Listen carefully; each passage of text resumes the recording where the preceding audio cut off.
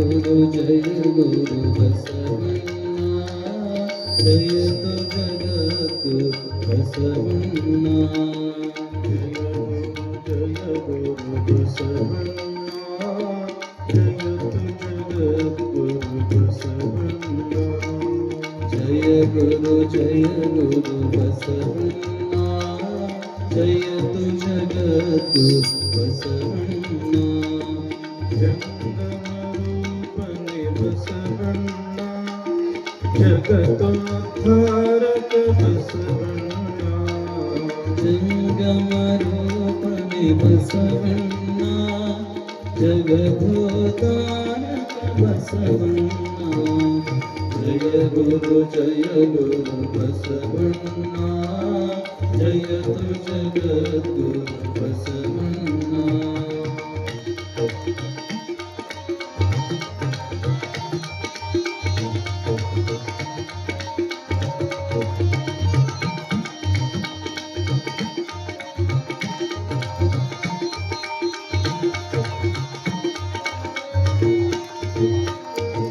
ಕಲ್ಯಾಣ ವಾಸನೆ ಬಸವಣ್ಣ ಕಾರುಣ್ಯಮೂರ್ತಿ ಬಸವಣ್ಣ ಕಲ್ಯಾಣ ವಾಸನೆ ಬಸವಣ್ಣ ಕಾರುಣ್ಯಮೂರ್ತಿ ಬಸವಣ್ಣ ಕಾಯಕ ಯೋಗಿಯೇ ಬಸವಣ್ಣ ಕೈವಲ್ಯದಾತನೆ ಬಸವಣ್ಣ ಕಾಯಕಲ್ಲರೇ ಬಸವಣ್ಣ ಕೈವಲ್ಯದಾತನೆ ಬಸವಣ್ಣ ಜಯ ಗುರು ಬಸವಣ್ಣ ಜಯತು ಜಗದ್ಗುರು ಬಸವಣ್ಣ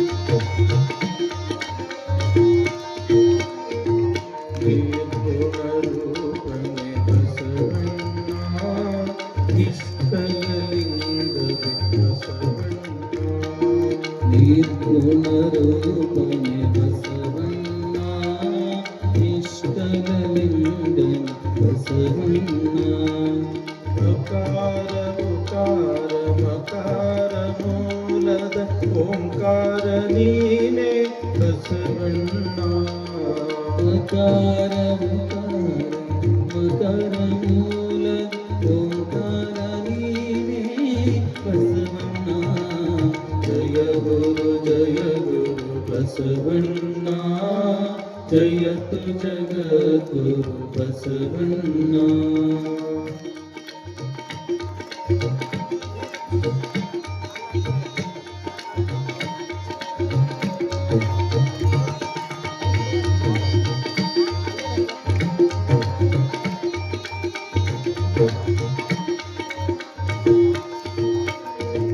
ಪರಮ ಪ್ರಭುವಿನಿ ಬಸವಣ್ಣ ಕೃತಿತ ಪಾವನನೆ ಬಸವಣ್ಣ ಪರಮ ಪ್ರಭುವಿನಿ ಬಸವಣ್ಣ ಕೃತಿತ ಪಾವನನೆ ಬಸವಣ್ಣ ಭಕ್ತರ ಪ್ರಾಣನೆ ಬಸವಣ್ಣ ಭವಭಯಕಾರಕ ಬಸವಣ್ಣ ಭಕ್ತರ ಪ್ರಾಣನೆ ಬಸವಣ್ಣ ಭವಭಯಕಾರಕ ಬಸವಣ್ಣ ಜಯ ಗುರು ಬಸವಣ್ಣ ಜಯತು ಜಗದ್ಗುರು ಬಸವಣ್ಣ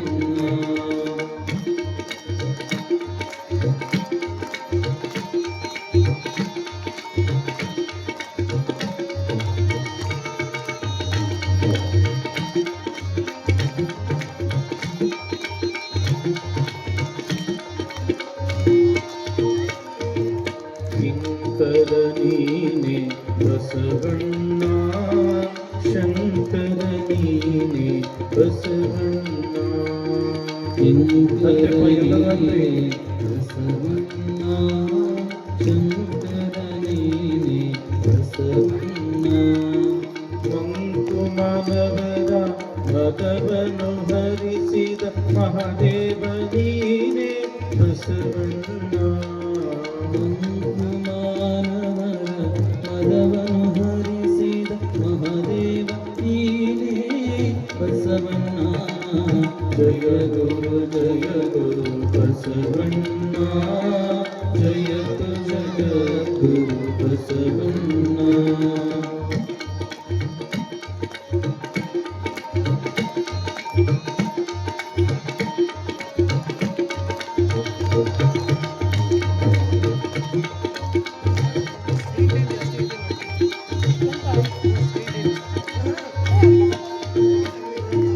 ಅಣುವಿನೊಳಗೆ ನೀ ಅಣುವಣ್ಣ, ಮಹದೊಳಗೆ ನೀ ಮಹವಣ್ಣ.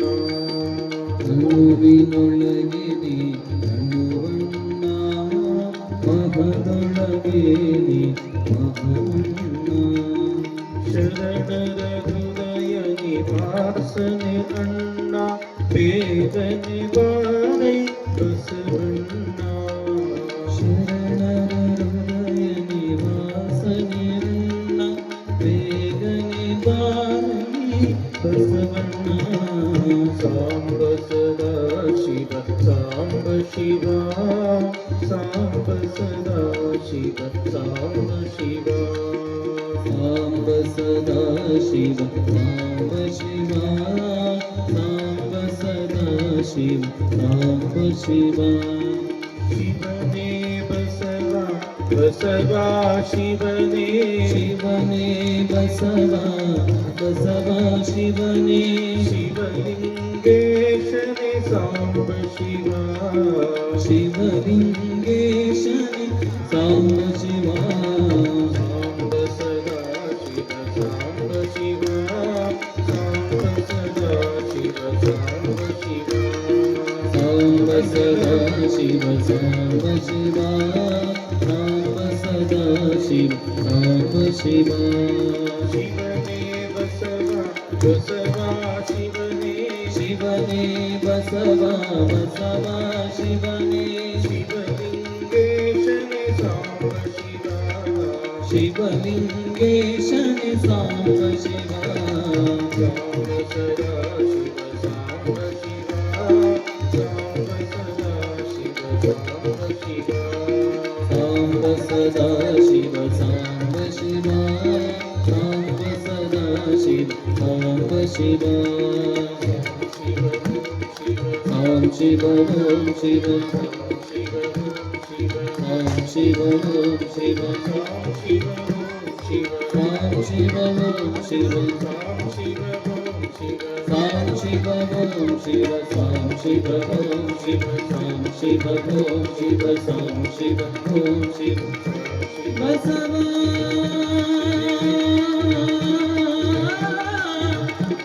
ಬಸವ ಬಸವ ಬಸವ ಬಸವ.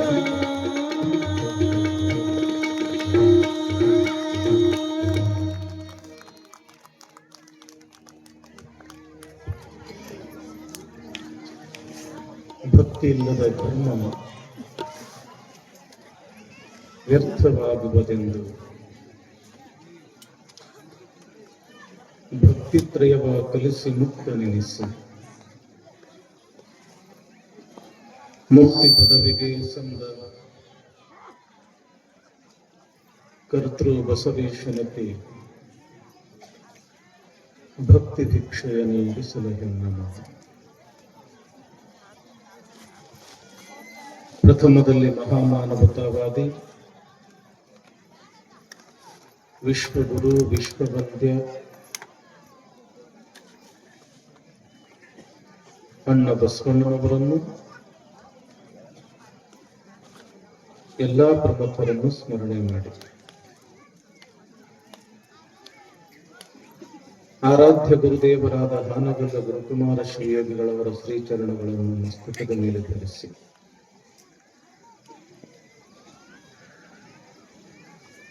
ಶಿವ ಮೆಚ್ಚುವಂತೆ ಬಸವ ಪುರಾಣ ಬರೆದ ಭೀಮ ಕವಿಗಳವರನ್ನು ಸ್ಮರಿಸಿ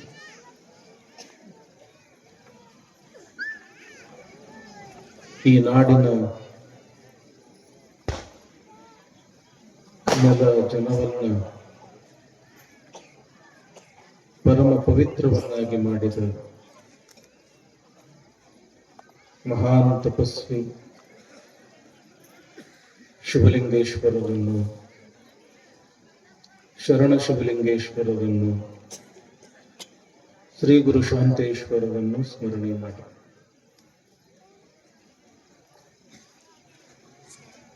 ಬಹಳ ಪಾವನ ಕ್ಷೇತ್ರ ಖಂಡೇಶ್ವರ ಮತ್ತು ಸಂಗಮೇಶ್ವರನ ದೇವಸ್ಥಾನ.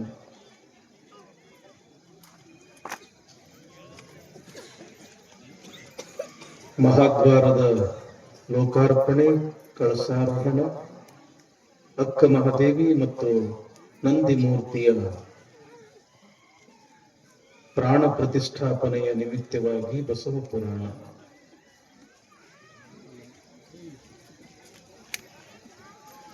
ಇದರ ಗೌರವ ಅಧ್ಯಕ್ಷರಾಗಿರ್ತಕ್ಕಂಥ ಶ್ರೀಮನ್ ನಿರಂಜನ ಪ್ರಣವ ಸ್ವರೂಪ ಅಭಿನವ ಶಿವಲಿಂಗ ಮಹಾಸ್ವಾಮಿಗಳವರ ಪವಿತ್ರ ಅಡಿದಾವರಗಳಲ್ಲಿ ನತಮಸ್ತಕನಾಗಿ, ಅಧ್ಯಕ್ಷರಾಗಿರ್ತಕ್ಕಂಥ ಶಟಸ್ಥಲ ಬ್ರಹ್ಮ ಶಾಂತವೀರ ಶಿವಾಚಾರ್ಯ ಅಪ್ಪಗಳವರ ಶ್ರೀಪಾದಗಳನ್ನು ನತಮಸ್ತಕನಾಗಿ, ಸಂಗೀತ ಬಳಗವೇ, ಈ ದೇವಸ್ಥಾನದ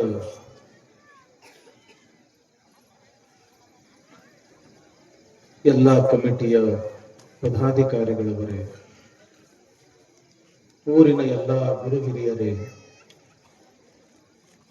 ಸುತ್ತಮುತ್ತ ಗ್ರಾಮಗಳಿಂದ ಆಗಮಿಸಿರ್ತಕ್ಕಂಥ ಸದ್ಭಕ್ತರೇ, ಶರಣರೇ, ತಾಯಂದಿರೇ, ಮಕ್ಕಳೇ, ತಮ್ಮೆಲ್ಲರಿಗೂ ಶರಣ ಶರಣಾರ್ಥಿ. ಶರಣ ಶರಣಾರ್ಥಿರವ, ತಮಗೂ ಶರಣ ಶರಣಾರ್ಥಿರಪ್ಪ.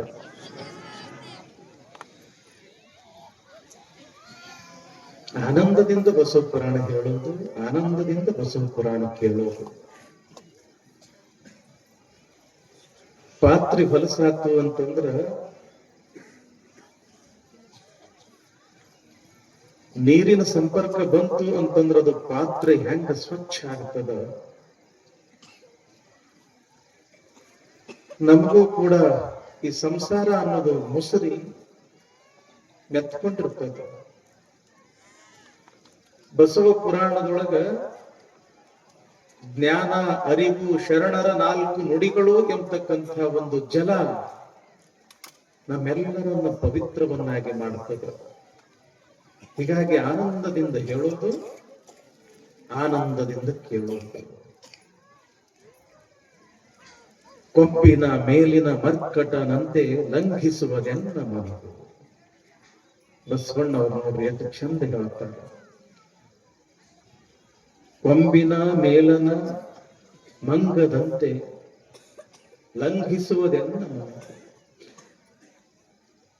ನಿಂದಲ್ಲಿ ನಿಲ್ಲಲೀಯದೆನ್ನ ಮನವು, ಬಂದಲ್ಲಿ ಬಂದಲೀಯದೆನ್ನ ಮನವು. ಕೂಡಲ ಸಂಗಮ ದೇವ, ನಿಮ್ಮ ಚರಣ ಕಮಲದಲ್ಲಿ ಭ್ರಮರವಾಗಿರಿಸು. ಎಲ್ಲರ ಲಕ್ಷ್ಯ ಈ ಕಡೆನೇ ಐತಲ್ರಪ್ಪ. ಬಹಳ ಅದ್ಭುತವಾಗಿರತಕ್ಕಂತಹ ವಿಚಾರ.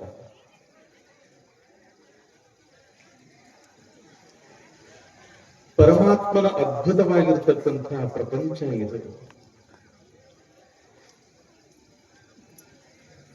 ಈ ಅದ್ಭುತವಾದ ಪ್ರಪಂಚದಲ್ಲಿ ಇರ್ತಕ್ಕಂಥ ಜೀವಿಗಳೇನು ಸಾಮಾನ್ಯರೇ ಅಲ್ಲ, ಅವರೂ ಕೂಡ ಅದ್ಭುತವೇ ಅಲ್ಲ. ಎಂಥ ಸುಂದರವಾಗಿರತಕ್ಕಂಥ ಈ ದೇಹಗಳನ್ನ ಆ ಪರಮಾತ್ಮ ನಿರ್ಮಾಣ ಮಾಡ್ಯಾನ. ಎಷ್ಟು ಸುಂದರ ಅದ, ಎಷ್ಟು ಶಕ್ತಿಯುತ ಅದ. ವಿಚಾರ ಮಾಡಾಕ ಮಿದುಳು ಕೊಟ್ಟಾನ,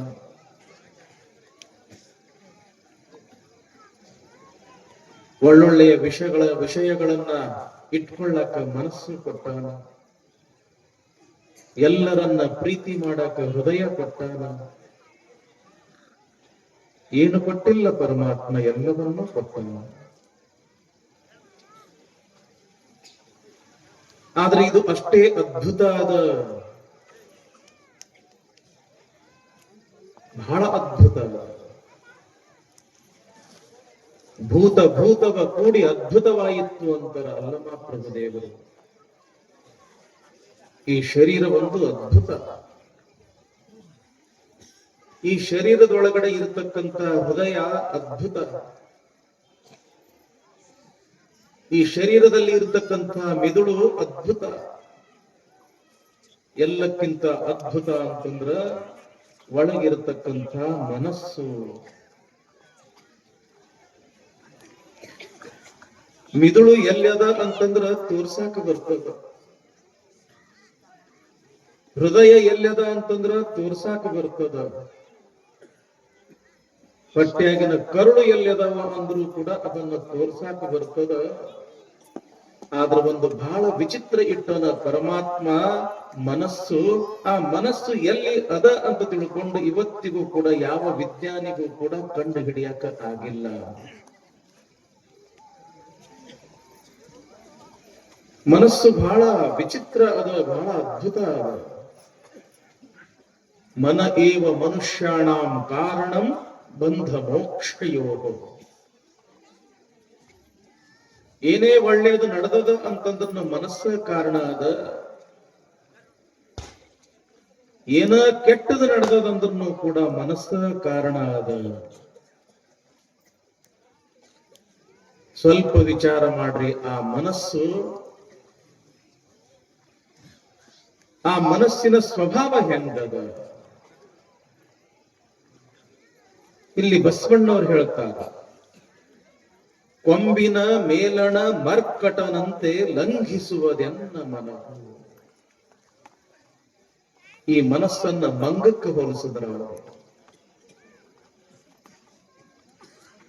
ಗಿಡದಲ್ಲಿ ಇರ್ತಕ್ಕಂಥ ಒಂದು ಟೊಂಗೆ ಮೇಲೆ ಇರತಕ್ಕಂಥ ಮಂಗ. ಸ್ವಲ್ಪ ವಿಚಾರ ಮಾಡಿ, ಮಂಗ ಒಂದೇ ಟೊಂಗೆ ಮೇಲೆ ಇರ್ತದೇನು? ಒಂದೇ ಗಿಡದಾಗಿರ್ತದೇನು? ಈ ಟೊಂಗೆಯಿಂದ ಆ ಟೊಂಗೆಗೆ, ಆ ಮರದಿಂದ ಇನ್ನೊಂದು ಮರಕ್ಕೆ, ಆ ಮಾಳಿಗೆಯಿಂದ ಇನ್ನೊಂದು ಮಾಳಿಗೆಗೆ, ಈ ಫಲದಿಂದ ಮತ್ತೊಂದು ಫಲಕ್ಕೆ. ಬರೀ ಓಡ್ತಾನ ಇರ್ತದ, ಜಿಗಿತಾನ ಇರ್ತದ. ಒಂದಲ್ಲ ಎರಡಲ್ಲ, ನಾನಾ ರೀತಿಯ ತುಂಟತನ ಅದು ಮಾಡ್ಕೊಂತನ ಇರ್ತದ. ಅದಕ್ಕ ಈ ಮನಸ್ಸು ಬಹಳ ಚಂಚಲ. ಮನಸ್ಸಿನ ಸ್ವಭಾವ ಇದ್ದಂಗ ಇರುವುದಿಲ್ಲ, ಇದ್ದಲ್ಲಿ ಇರುವುದಿಲ್ಲ. ಬೆಳಿಗ್ಗೆ ಬೇಗ ಏಳಬೇಕು ಅಂತ ತಿಳ್ಕೊಂಡು ಅಲಾರಾಮ್ ಇಡು ಅಂತ ಮನಸ್ಸು ಹೇಳುತ್ತದ. ಇಟ್ಟಿರ್ತೀರಿ, ತನ್ನ ಸಮಯ ಆದ ಕೂಡಲೇ ಅದು ಗಂಟಿ ಹೊಡಿತದ. ಎಚ್ಚರ ಆಗ್ತದ ಖರೆ, ಮತ್ತೇನು ಮಾಡ್ತೀವಿ, ಅದಕ್ಕೆ ಬಂದ್ ಮಾಡಿ ಮಲ್ಕೊಂಡು ಬಿಡ್ತೀವಿ. ಅಲಾರಾಮ ಇಡು ಅಂತ ತಿಳ್ಕೊಂಡು ಹೇಳಿದ್ದು ಮನಸ್ಸ. ಎದ್ದೇನು ಮಾಡೋದೈತಿ ಬಿಡು ಅಂತ ತಿಳ್ಕೊಂಡು ಮತ್ತೆ ಮಲಗಿಸುವುದು ಮನಸ್ಸ. ಓದಬೇಕು ಅಂತ ಕೈಯಾಗ ಪುಸ್ತಕ ಹಿಡಿದಿರ್ತೀವಿ, 4-5 ಲೈನ್ ಓದಿರುವುದಿಲ್ಲ. ಪುಸ್ತಕ ಬಿಡ್ತೀವಿ, ಮೊಬೈಲ್ ಹಿಡಿತೀವಿ, ಒಂದೇ ಸವನ ತಿಕ್ಕೆ ತಿಕ್ತೀವಿ. ಪುಸ್ತಕ ಹಿಡಿಸಿದ್ದು ಮನಸ್ಸ, ಪುಸ್ತಕ ಬಿಡಿಸಿದ್ದು ಮನಸ್ಸ. ಗಂಡ ಮಠಕ್ಕೆ ಬಂದ, ಯಾಕೋ ತಮ್ಮ ಇವತ್ತು ಮಠದ ಕಡೆ ಬಂದಿಯಲ್ಲ? ಏನದ ಬಿಡ್ರಿ ಅಪ್ಪರ ಈ ಸಂಸಾರದೊಳಗ. ಏನ ಹೆಂಡತಿ ಕಾಟ, ಮಕ್ಕಳ ಕಾಟ, ಸಂಸಾರದೊಳಗ ಏನು ಇಲ್ಲ ನೋಡ್ರಿಪ್ಪ. ನಿಮ್ಮಂಗಿರೋದು ಬಹಳ ಪಾಡ ಅಂತ ತಿಳ್ಕೊಂಡು ಮಠಕ್ಕೆ ಬಂದಿನ್ರಿ. ಬಹಳ ಚಲೋ ಆತು, ನನಗೂ ಯಾರು ಇದ್ದಿದ್ದಿಲ್ಲ, ನನ್ನ ಜೊತೆಗ ಇರು. ಸಾಯಂಕಾಲ ಆತು, ನಡ್ದ. ಏನೋ ತಮ್ಮ ಎಲ್ಲಿಗೆ ನಡ್ದಿ? ಮನೆಗೆ ನಡ್ದಿನ್ರಿ ಅಪ್ಪಾರ. ಮತ್ತ ಸಂಸಾರ ಬ್ಯಾಸರ ಆಗೈತಿ ಏನೂ ಇಲ್ಲ ಅಂತ ತಿಳ್ಕೊಂಡು ಇಲ್ಲೇ ಇರ್ತೀನಿ ಅಂತ ಹೇಳಿ ಬಂದಿ ಮತ್ತ್ಯಾಕ ಮನಿಗೆ ನಡ್ದಿ? ಆಕಿ ಒಬ್ಬಾಕೆ ಅದಾಳ ಮನ್ಯಾಗ. ಮನಿ ಬಿಟ್ಟು ಮಠಕ್ಕೆ ಕರ್ಕೊಂಡು ಬಂದಿದ್ದು ಮನಸ್ಸ, ಮತ್ತ ಮಠ ಬಿಟ್ಟು ಮನೆಗೆ ಕರ್ಕೊಂಡು ಹೋಗಕತ್ತಿದ್ದು ಮನಸ್ಸ. ನಮ್ಮ ಅಕ್ಕಂಗಿಯರು ವಿಚಾರ ಮಾಡ್ತಾರ, ಮನ್ಯಾಗ ಗಂಡ, ಅತ್ತಿ, ಮಾವ, ನೆಗಣ್ಣಿ, ಮೈದುನ ಎಲ್ಲರ ಜೊತೆಗೆ ಆರಾಮ ಇರ್ಬೇಕು, ನಕ್ಕಂತ ಇರ್ಬೇಕು ಅಂತ ವಿಚಾರ ಮಾಡ್ತಾರ. ಮತ್ತ ಮರುಗಳಿಗೆಯೊಳಗ ನನ್ನ ಗಂಡ ಇನ್ನು ಎಲ್ಲಿ ತನಕ ನೀವು ಮನಿ ಬ್ಯಾರಿ ಮಾಡೋದಿಲ್ಲ ಅಲ್ಲಿ ತನಕ ನಾನು ಮನಿಗ ಬರುವುದಿಲ್ಲ ಅಂತ ತಿಳ್ಕೊಂಡು ಹೇಳೋದು ಮನಸ್ಸ. ಒಬ್ಬ ಬಂದ ಮಠಕ್ಕ, ಅಪ್ಪರ ಓಸಿ ಆಡಿ ಆಡಿ ಆಡಿ ಎಲ್ಲ ಕಳ್ಕೊಂಡಿನ್ರಿ.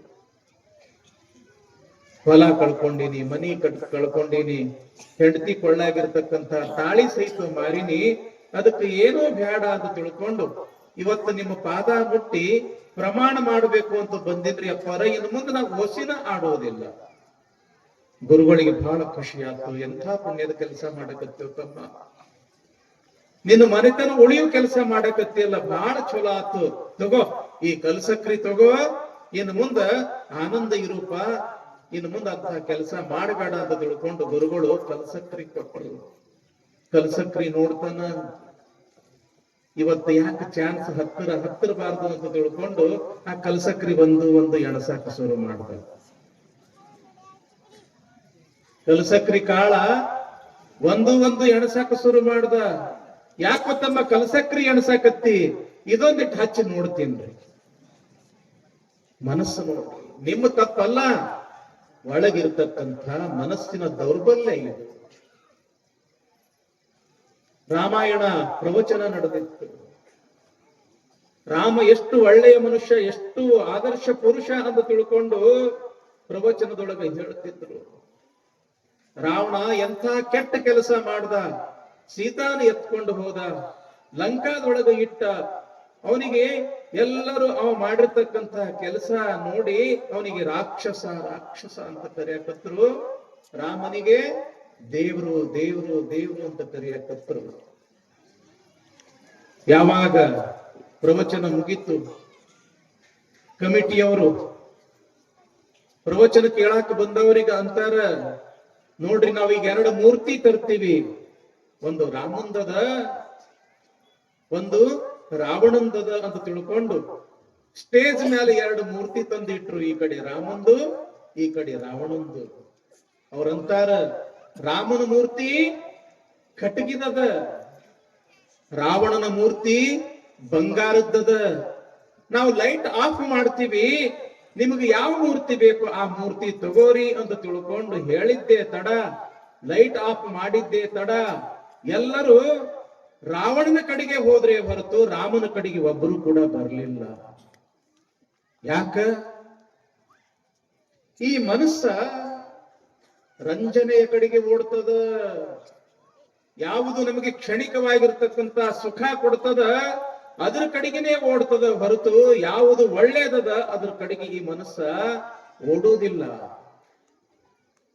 ಮನಸ್ಸಿನ ಸ್ವಭಾವ ಏನದ ಅಂತಂದ್ರ, ಹೆಂಗ ತೆಗ್ಗಿ ಇದ್ದ ಕಡೆಗೆ ನೀರು ಓಡ್ತದ, ಹಂಗ ಕ್ಷಣಿಕವಾಗಿರ್ತಕ್ಕಂತ ಸುಖ ಯಾವುದು ಕೊಡ್ತದ ಅದ್ರ ಕಡೆಗೆ ಈ ಮನಸ್ಸು ಓಡ್ತದ. ಹಿಪ್ಪರಿಗೆ ಸಂತಿ ಯಾವಾರಪ್ಪ? ನಾವು ಸಣ್ಣವರಿದ್ದಾಗ ಮಂಗಳವಾರ ಇತ್ತು, ಅದ ಇರ್ಬೇಕು ಅಂತ ನಾವು ತಿಳ್ಕೊತೀವಿ. ಸುಮ್ನ ನಾವು ನೀವು ಕೂಡಿ ಇವತ್ತು ಸಂತಿಗೆ ಹೋಗೋಣ. ಇವತ್ತು ಬುಧವಾರ ಅಲ್ಲಪ್ಪ, ಮಂಗಳವಾರ ಐತಿ ಅಂತ ತಿಳ್ಕೊಳ್ಳೋಣ. ಏನ್ರಿ ಮಂಗಳವಾರ ಐತಿ ಅಂತ ತಿಳ್ಕೊಳ್ಳೋಣ. ಕೈಯಾಗ ಒಂದು ಚೀಲ ತಗೊಂಡಿವಿ, ಜೇಬನಾಗ ತರಕಾರಿ ಹಣ್ಣು ಹಂಪಲ ತಗೊಳ್ಳಾಕ ಒಂದಿಷ್ಟು ದುಡ್ಡು ಇಟ್ಕೊಂಡಿವಿ. ನಮ್ಮ ಅವುಗಳು ನೀವು ಕೂಡ ನಮ್ಮ ಜೊತೆಗೆ ಸಂತಿಗೆ ಬರಾಕತ್ತೀರಿ, ನಮ್ಮ ಅಪ್ಪಗಳು ನೀವು ಕೂಡ ಸಂತಿಗೆ ಬರಾಕತ್ತೀರಿ. ಸಂತಿ ಮಾಡಾಕ ನಡೆದೀವಿ, ಹೋದ್ವಿ ಸಂತ್ಯಾಗ. ಏನೇನು ಕಾಳು ಕಡಿ ಬೇಕಾಗಿತ್ತು ಕಾಳು ಕಡಿ ತಗೊಂಡ್ವಿ, ಏನು ತರಕಾರಿ ಬೇಕಾಗಿತ್ತು ತರಕಾರಿ ತಗೊಂಡ್ವಿ. ಮುಂದ ಹಣ್ಣ ಹಂಪಲ ಇದ್ದು ಬಹಳ ಚಂದ. ಸೇಬು ಹಣ್ಣಿತ್ತು, ಕಿತ್ತಲಿ ಹಣ್ಣು ಇತ್ತು, ಚಿಕ್ಕು ಹಣ್ಣಿತ್ತು, ಆ ಹಣ್ಣ ಈ ಹಣ್ಣ ಬಹಳ ಅಗ್ದಿಗೆ ಕಣ್ಣಿಗೆ ಬಹಳ ಚಂದ ಕಾಣಕತ್ತಿತ್ತು. ನಾವು ನೀವು ಕೂಡ ಆ ಹಣ್ಣು ತಗೋಬೇಕು ಅಂತ ತಿಳ್ಕೊಂಡು ಆ ಹಣ್ಣಿನ ಕಡೆಗೆ ಹೋದ್ವಿ. ಇನ್ನೇನು ಹಣ್ಣು ತಗೋಬೇಕು ಅನ್ನೋದ್ರೊಳಗಾಗಿ ಮೂಗಿಗೊಂದು ವಾಸನೆ ಬಡಿತು, ಮಿರ್ಚಿ ಬಜಿ ವಾಸನೆ. ಮಗ್ಗಲಕ ಒಂದು ಮುದುಕಿ ಭಜಿ ಕರಿಯಕತ್ತದ, ಬಿಸಿ ಬಿಸಿ ಭಜಿ ಕರಿಯಕತ್ತದ, ಘಮ್ ಅಂತ ಮೂಗಿಗೆ ವಾಸನೆ ಬಡಿಯಕತ್ತದ. ಖರೆ ಖರೆ ಆಣಿ ಮಾಡಿ ಹೇಳ್ರಿ, ಏನು ಮೊದಲು ಹಣ್ಣು ಖರೀದಿ ಮಾಡ್ತಿರೋ ಏನು ಭಜಿ ಖರೀದಿ ಮಾಡ್ತಿರೋ? ಖರೆ ಹೇಳ್ರಿ ನೋಡೋಣ. ಏನ್ರಿ ನಮ್ ಗೆಳೆಯ ಏನ್ ಖರೀದಿ ಮಾಡ್ತೀರಿ ಹೇಳ್ರಿ? ಆ ಹುಡುಗರು ಅಂತಾರ ನೋಡ್ರಿ, ಭಜಿನ ಖರೀದಿ ಮಾಡ್ತೀವ್ರಿ ಅಪ್ಪ. ಯಾಕಂದ್ರೆ ನಿಮ್ಮ ತಪ್ಪಲ್ಲ, ಒಳಗಿರ್ತಕ್ಕಂಥ ಮನಸ್ಸಿನ ಸೆಳೆತ. ಯಾವುದು ಪಟಕ್ನೆ ಆಕರ್ಷಣೆ ಆಗುತ್ತದಲ್ಲ ಅದ್ರ ಕಡೆಗೆ ಆ ಮನಸ್ಸು ಓಡ್ತದ. ಯಾಕ? ಇದು ಮನಸ್ಸು ಮಂಗ ಇದ್ದಂಗದ. ಯಾವುದು ಕ್ಷಣಿಕವಾಗಿರ್ತಕ್ಕಂಥ ಸುಖ ಕೊಡ್ತದ ಅದ್ರ ಕಡೆಗೆ ಓಡ್ತದ ಈ ಮನಸ್ಸು. ಓಡ್ತದ ಖರೆ, ಎಷ್ಟು ವೇಗವಾಗಿ ಓಡ್ತದ ಗೊತ್ತದ ಏನ್ ಬೇಕಾ ನಿಮಗೆ? ಇವತ್ತು ಮನಸ್ಸಿನ ಬಗ್ಗೆ ಒಂದಿಷ್ಟು ತಿಳ್ಕೊಳ್ರಿ ನೀವು. ಸೂರ್ಯನ ಪ್ರಕಾಶ ಈ ಭೂಮಿಗೆ ತಲುಪಬೇಕಾಗಿತ್ತು ಅಂತಂದ್ರೆ ಎಷ್ಟು ವೇಗವಾಗಿ ಬರ್ತದ ಅಂತಂದ್ರ 1 ಸೆಕೆಂಡಿಗೆ 3000 ಕಿಲೋಮೀಟರ್ ವೇಗವಾಗಿ ಈ ಭೂಮಿಗೆ ಬರ್ತದೆ ಸೂರ್ಯನ ಪ್ರಕಾಶ. ಆ ಸೂರ್ಯನ ಪ್ರಕಾಶಕ್ಕಿಂತಲೂ ಕೂಡ ವೇಗವಾಗಿ ಓಡೋದು ನಮ್ಮ ಒಳಗಿರ್ತಕ್ಕಂತಹ ಮನಸ್ಸ. ಹೆಂಗ್ರಿ ಅಪ್ಪವ್ರಂತ ನೀವು ಕೇಳ್ಬಹುದು. ನೀವು ಇಲ್ಲಿ ಕುಂತಿರಲ್ಲ, ಮದುವೆ ಮಾಡ್ಕೊಂಡವ್ರು ಅದಿರಲ್ಲ, ಒಂದೆರಡು ತವ್ರ ಮನೆ ನೆನಪು ಮಾಡ್ಕೋರಿ. ಅದಿರ ಇಲ್ಲಿ ಆಯ್ತು, ದೇಹ ಅಷ್ಟ ಇಲ್ಲಿ ಅದ, ಮನಸ್ಸ ತವ್ರ ಮನೆಗೆ ಹೋಗ್ತು. ಬೆಂಗಳೂರು ನೋಡ್ದವ್ರು ಅದಿರಿ, ಪುನಾ ಮುಂಬೈ ನೋಡ್ದವ್ರು ಅದಿರಿ, ಒಂದಿಷ್ಟು ಜನ ವಿದೇಶಕ್ಕೆ ಹೋಗಿ ಬಂದವರು ಕೂಡ ಅದಿರಿ. ಯಾವ ದೇಶದೊಳಗೆ ನಾವು ಏನು ನೋಡಿವಿ ಅಂತ ತಿಳ್ಕೊಂಡು ಸುಮ್ಮನೆ ನೆನಪು ಮಾಡ್ಕೊಂಡು ಬಿಡ್ರಿ, ಹೋಗೇ ಬಿಡುತ್ತು ಮನಸ್ಸ. ಇಷ್ಟು ವೇಗವಾಗಿ ಓಡ್ತದ ಈ ಮನಸ್ಸ. ಇಂಥ ವೇಗವಾಗಿ ಓಡ್ತಾ ಇರತಕ್ಕಂಥ ಈ ಮನಸ್ಸನ್ನ ಹೆಂಗ ನಮ್ಮ ಆಧೀನದೊಳಗೆ ಇಟ್ಕೊಳ್ಬೇಕು? ಚಂಚಲಂ ಹಿ ಮನ ಕೃಷ್ಣ ಪ್ರಮಾಥಿ ಬಲವರ್ಧನಂ. ಅರ್ಜುನ ಕೇಳ್ತಾನ ಶ್ರೀಕೃಷ್ಣನಿಗೆ, ಇಂಥ ಚಂಚಲವಾಗಿರ್ತಕ್ಕಂಥ ಮನಸ್ಸನ್ನ ಹೆಂಗ ನಮ್ಮ ಆಧೀನದೊಳಗೆ ಇಟ್ಕೊಳ್ಳಕ್ಕೆ ಸಾಧ್ಯ ಅದ? ಯಾಕ? ಮನಸ್ಸು ಹೂವಿನಷ್ಟು ಮೃದುನೂ ಅದ, ವಜ್ರಕ್ಕಿಂತ ಕಠಿಣವೂ ಕೂಡ ಅದ. ಮನಸ್ಸು ಸೂರ್ಯನ ಪ್ರಕಾಶಕ್ಕಿಂತಲೂ ವೇಗವಾಗಿಯೂ ಕೂಡ ಓಡ್ತದ, ಕಲ್ಲಿನಂಗ ಒಂದ ಕಡೆಗೆ ಕುತ್ಕೊಂಡು ಬಿಡುತ್ತದ. ಇಂಥ ಮೃದುವಾದ ಮನಸ್ಸು, ಇಂಥ ಕಠಿಣವಾಗಿರ್ತಕ್ಕಂಥ ಮನಸ್ಸನ್ನ ಹೆಂಗ ನಮ್ಮ ಆಧೀನದೊಳಗೆ ಇಟ್ಕೋಬೇಕು? ಯಾಕ? ಇದು ಮಂಗ ಇದ್ದಂಗದ. ಮಂಗನಂತೆ ಇರ್ತಕ್ಕಂಥ ಈ ಮನಸ್ಸನ್ನ ನಮ್ಮ ಆಧೀನದೊಳಗೆ ಇಟ್ಕೊಂಡ್ವಿ ಅಂತಂದ್ರ ನಾವು ದೊಡ್ಡವರಾಗ್ತೀವಿ ನೋಡ್ರಿ. ಯಾರು ಮನಸ್ಸಿನ ದಾಸರಾಗ್ಯಾರ ಅವರು ಈ ಪ್ರಪಂಚದೊಳಗ ಸೋತಾರ. ಯಾರು ಮನಸ್ಸಿನ ಮಾಲಕರಾಗ್ಯಾರ ಅವರು ಈ ಪ್ರಪಂಚವನ್ನೇ ಗೆದ್ದಾರ. ಶಿವಲಿಂಗ ಸ್ವಾಮಿಗಳಾಗಿರ್ಬೋದು, ಶರಣ ಶಿವಲಿಂಗೇಶ್ವರರಾಗಿರ್ಬೋದು, ಗುರುಶಾಂತೇಶ್ವರರಾಗಿರ್ಬೋದು, ಅನೇಕ ಜನ ಮಹಾತ್ಮರು ಅವರು ಮನಸ್ಸಿನ ಮಾಲಕರಾಗಿದ್ರು, ಮನಸ್ಸಿನ ದಾಸರಾಗಿ ಇದ್ದಿದ್ದಿಲ್ಲ. ಅಂತ ಮನಸ್ಸಿನ ಮಾಲಕರಾಗ್ಬೇಕಾಗಿತ್ತು ಅಂತಂದ್ರ ಆ ಮನಸ್ಸು ನಮ್ಮ ಆಧೀನದೊಳಗ ಹೆಂಗ ಇಟ್ಕೋಬೇಕು ಅನ್ನೋದಕ್ಕ ಉತ್ತರ ಹೇಳ್ತಾನೆ ಇಲ್ಲಿ ಶ್ರೀಕೃಷ್ಣ. ಅಭ್ಯಾಸೇನ ತು ಕೌಂತೇಯ ವೈರಾಗ್ಯೇಣ ಚ ಗೃಹ್ಯತೆ. ಒಂದು ಅಭ್ಯಾಸದ ಬಲ, ಇನ್ನೊಂದು ವೈರಾಗ್ಯದ ಬಲ. ಅಭ್ಯಾಸ ಅಂದ್ರೆ ಗೊತ್ತಲ್ಲ? ಅಭ್ಯಾಸ ಅಂದ್ರೆ ಗೊತ್ತದಲ್ಲ? ರಾತ್ರಿ ಆದ ಕೂಡಲೇ ಕಾಲ ಒಂದ್ ಕಡೆ ಹೋಗ್ತಿರ್ತಾವ. ಯಾವ ಕಡೆಗೆ ಹೋಗ್ತಿರ್ತಾವ? ಒಂದ್ ಅಂಗಡಿ ಕಡೆ ಹೋಗ್ತಿರ್ತಾವ. ರಾತ್ರಿ ಅಂತಂದ್ರೆ ಸಾಕು, ನೀವು ಹೇಳುದ ಬೇಡ, ಅವು ಕಾಲ ಕಡೆ ಓಡ್ತಿರ್ತಾವ. ನಿತ್ಯನೂ ಕೂಡ ಓಡ್ತಿರ್ತಾವ. ಯಾಕದ? ಅಭ್ಯಾಸದ ಬಲ. ಹೋಗಿ ಹೋಗಿ ಹೋಗಿ ಅಭ್ಯಾಸದ ಬಲ. ಆದ್ರ ಅದೇ ಮನಸ್ಸಿಗೆ ಇದೇನು ಸರಾಯಿ ಅಂಗಡಿ ನಮ್ಮ ಜೀವನ ಹಾಳು ಮಾಡ್ತದ. ಖಂಡೇಶ್ವರ ಗುಡಿಯೊಳಗ ಬಸವ ಪುರಾಣ ಹಚ್ಚಾರ. ಹೇಳವ್ರು ಈ ಊರಿನ ಮಗನ ಬಂದಾನ, ಒಂದು 4 ಮಾತು ಕೇಳಬೇಕು ಅಂತ ತಿಳ್ಕೊಂಡು ಆ ದುಕಾನ್ ಕಡೆಗೆ ಆ ಅಂಗಡಿ ಕಡೆಗೆ ಹೋಗ್ತಕ್ಕಂತ ಕಾಲುಗಳನ್ನ ಈ ಗುಡಿ ಕಡೆಗೆ ಕರ್ಕೊಂಡು ಬಂದ್ರಿ ಅಂತಂದ್ರ ಅದು ವೈರಾಗ್ಯ. ಕೆಟ್ಟದ ಕಡೆಗೆ ಹೋಗ್ಕೊಂತಾನೆ ಇತ್ತು ಅಂತಂದ್ರೆ ಅದು ಅಭ್ಯಾಸದ ಬಲ. ಈ ಕಡೆಗೆ ಕರ್ಕೊಂಡು ಬಂದಿರಿ ಅಂತಂದ್ರ ಅದು ವೈರಾಗ್ಯದ ಬಲ. ನೀವು ಈ ಟೈಮ್ ಆತು ಅಂತಂತಂದ್ರ ಟಿವಿ ಆನ್ ಮಾಡಿ ಸೀರಿಯಲ್ ನೋಡ್ಕೊಂತ ಕುಂಡಿರ್ತಿದ್ರಲ್ಲ ಧಾರಾವಾಹಿ, ಅದು ಅಭ್ಯಾಸದ ಬಲ. ಅದು ಅಭ್ಯಾಸದ ಬಲ. ಆದ್ರ ಆ ಟಿವಿ ಬಂದ್ ಮಾಡಿ ಬಸವ ಪುರಾಣ ಕೇಳಾಕ ಬಂದಿರಲ್ಲ, ಇದು ವೈರಾಗ್ಯದ ಬಲ. ಇದು ಕೇಳಬೇಕು, ಹೊಸದೇನಾದ್ರೂ ಕೂಡ ತಿಳ್ಕೊಳ್ಬೇಕು. ವೈರಾಗ್ಯ ಅಂತಂದ್ರೆ ಬಹಳ ದೂರ ಇಲ್ಲ, ತಿಳ್ಕೊಳ್ಳೋದು ಬಹಳ ಸಹಜ ಅದ.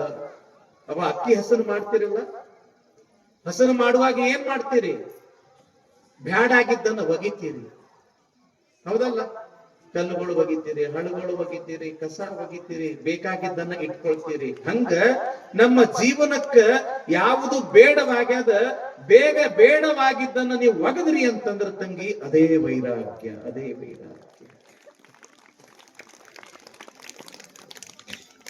ಎಲ್ಲವನ್ನ ಬಿಟ್ಟು 20 ದಿವಸ ಮನಸ್ಸೆ ನಡಿ ಒಂದಿಟ್ಟು ಬಸವ ಪುರಾಣಕ್ಕೆ ಅಂತ ತಿಳ್ಕೊಂಡು ಅದನ್ನು ನೀವು ಕರ್ಕೊಂಡು ಬರಾಕತ್ರಿ ಅಂತಂದ್ರ ಅದು ಅಭ್ಯಾಸವಾಗಿ ಪರಿಣಾಮ ಆಗ್ತದೆ. 4 ಒಳ್ಳೆಯ ನುಡಿಗಳನ್ನ ಕೇಳಿ ಜ್ಞಾನವನ್ನು ನೀವು ಪಡ್ಕೊಂಡಿದ್ದಿ ಅಂತಂದ್ರ ಅದು ವೈರಾಗ್ಯವಾಗಿ ಪರಿಣಾಮ ಆಗ್ತದ. ಹಿಂಗ ಅಭ್ಯಾಸದ ಬಲ ಮತ್ತು ವೈರಾಗ್ಯದ ಬಲ. ನಮ್ಮೆಲ್ಲಪ್ಪ ಅನ್ನಕತ್ತಿದ್ದ, ಅಪ್ಪ ಅವರ ನೀನು 2ನೇ ದಿವಸ ಬಸವ ಪುರಾಣ್ರಿ, ನಮ್ಮ ಮೌದೇವ್ ನೋಡ್ರಿ ಎಷ್ಟು ಜನ ಬಂದಾರ ಅಂತ ತಿಳ್ಕೊಂಡು ಅನ್ನಕತ್ತಿದ್ದ. ಯಾಕೋ ಅಂದೆ, ಟಿವಿ ಬಿಟ್ಟು ಬರುವುದೇ ಇಲ್ರಿ ಜನ, ಎಷ್ಟು ಮಂದಿ ಬಂದಾರಲ್ರಿ ಅಂತ ಹೇಳಂತ. ನಿಜವಾಗ್ಲೂ ಕೂಡ ಖುಷಿ ಅನ್ನಿಸ್ತು, ಆನಂದ ಅನ್ನಿಸ್ತು, ಹೌದಲ್ಲ? ಈಗಿನ ದಿನಮಾನದೊಳಗ ನಮ್ಮ ಹುಡುಗರು ಮೊಬೈಲ್ ಬಿಟ್ಟು ಬರೋದು ವಜ್ಜದ, ನಮ್ಮ ಮಾವುಗಳು ಟಿವಿ ಬಿಟ್ಟು ಬರೋದು ವಜ್ಜದ. ಶಿವಮೊಗ್ಗ ಹೆಸರು ಕೇಳಿರಿವ? ಶಿವಮೊಗ್ಗ, ಅಲ್ಲಿ ಬೆಕ್ಕಿನ ಕಲ್ಮಠ ಅಂತದ. ಅಲ್ಲಿ ಅಜ್ಜಾರು ಕನ್ನಡ ಸಾಹಿತ್ಯ ಪರಿಷತ್ತು ಅಂತ ತಿಳ್ಕೊಂಡು ಒಂದು ದೊಡ್ಡ ಪ್ರೋಗ್ರಾಮ್ ಮಾಡಿದ್ರು. ಯಾರು ಚಲೋ ಕಥಿ ಬರ್ಕೊಂಡು ಬರ್ತೀರಿ ಆ ಕಥಿಗೆ 2 ಲಕ್ಷ ರೂಪಾಯಿ ಬಹುಮಾನ ಕೊಡ್ತೇನೆ ಅಂದ. ಒಬ್ಬರಲ್ಲ ಇಬ್ಬರಲ್ಲ, 100 ಜನ ಕಥಿ ಬರ್ಕೊಂಡು ಬಂದ್ರು. ಎಷ್ಟು ಅದ್ಭುತ ಅಂತಂದ್ರ ಕೇವಲ 2 ಸಾಲಿನ ಕಥೆ 2 ಲಕ್ಷ ರೂಪಾಯಿ ಬಹುಮಾನ ಪಡ್ಕೊಳ್ತಾರೆ. ಎಂಥ ಕಥೆ ಅಂತಂದ್ರ ಹೇಳೇವ ಆ ಕಥೆ ನಿಮಗೆ? 1ನೇ ಸಾಲ ನೋಡ್ರಿ ಎಷ್ಟು ಚಂದದ. ಇಂದು ನಮ್ಮ ಮನೆಯಲ್ಲೊಂದು ಟಿವಿ ಕೆಟ್ಟಿತು. ಇದು 1ನೇ ಸಾಲ. ನಾವು ಸಣ್ಣವರಿದ್ದಾಗ ನಮ್ಗೊಂದು ಪಾಠ ಇತ್ತು, ನೆನಪೈತೇನಪ್ಪ? ನಮ್ಮ ಮನೆಯಲ್ಲೊಂದು ಸಣ್ಣ ಪಾಪ ಇರುವುದು, ಎತ್ತಿಕೊಳ್ಳಲು ಹೋದರದಕ್ಕೆ ಕೋಪ ಬರುವುದು ಅಂತ. ನನಗೆ ಇಂದಿಗೂ ಕೂಡ ನೆನಪದ. ಈ ಧಾಟಿಯೊಳಗ ಅವರು ಕಥೆ ಬರೆದಿದ್ರು, ಒಬ್ರು ಮಾಸ್ತರ್ ಅವರು ಕಥೆ ಬರೆದವರು. 1ನೇ ಸಾಲ ನೋಡ್ರಿ ಎಷ್ಟು ಚಂದದ. ಇಂದು ನಮ್ಮ ಮನೆಯಲ್ಲೊಂದು ಟಿವಿ ಕೆಟ್ಟಿತು.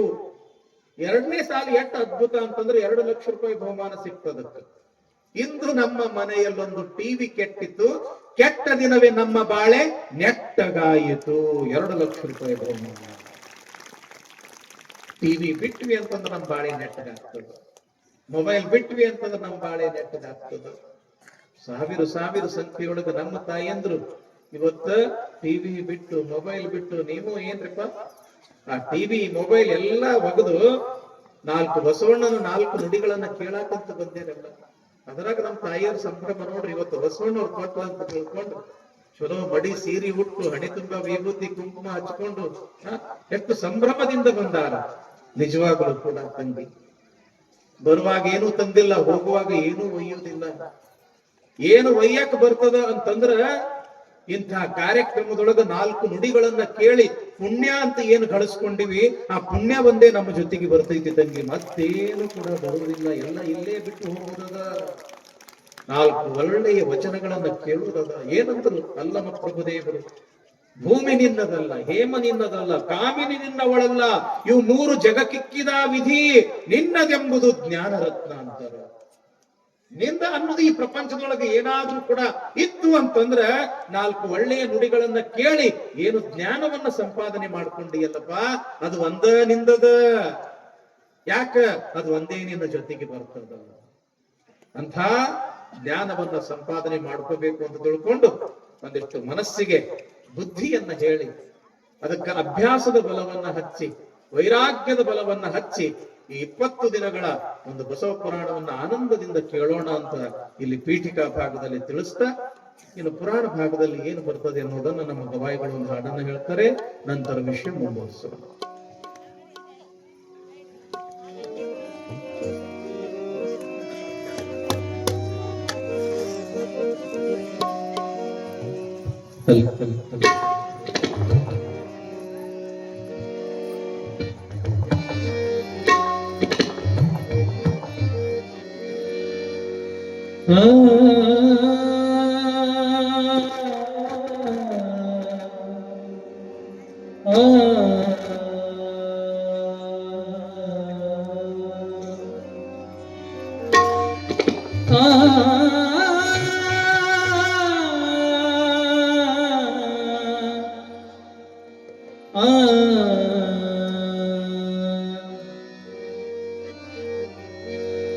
ಮನಸೇ ಮನಸ್ಸಿನ ಮನಸ ನಿಲ್ಲಿಸುವುದು, ಮನಸ್ಸಿನ ಮನ ತಿಳಿಯುವ ಮನ ಬ್ಯಾರಲೋ ಮನಸೇ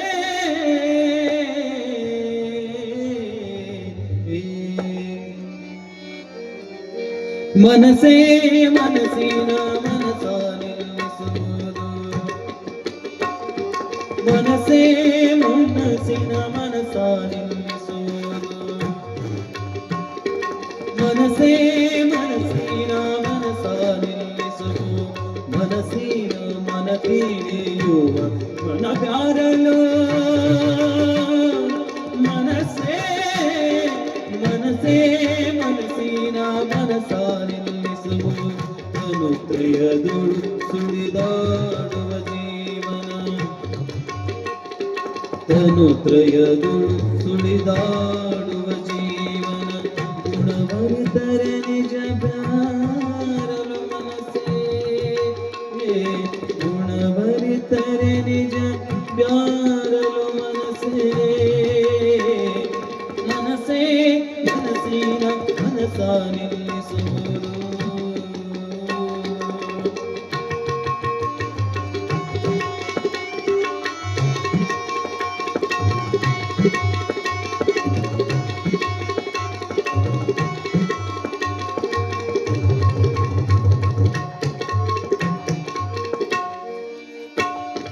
ದಶದಿಕ್ಕಿಗೆ ಹಾರಾಡುವ ಹಕ್ಕಿಯು,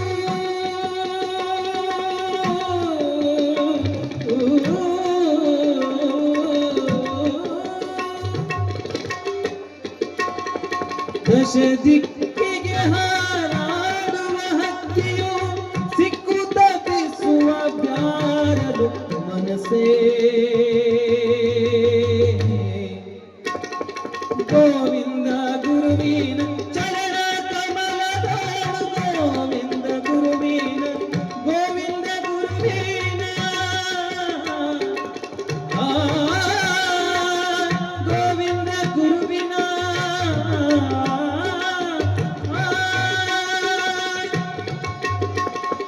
ಗೋವಿಂದ ಗುರುವಿನ ಚರಣ ಕಮಲದಾಳು, ಸ್ವರಗುಂಬುವ ಭ್ರಮರಾಳಿಯು ಮನಸ್ಸೇ, ಮನಸ್ಸೇ ಮನಸ್ಸಿನ ಮನಸ ನಿಲ್ಲಿಸುವುದು, ಮನಸ್ಸೇ ಮನಸ್ಸಿನ ಮನಸ ನಿಲ್ಲಿಸುವುದು.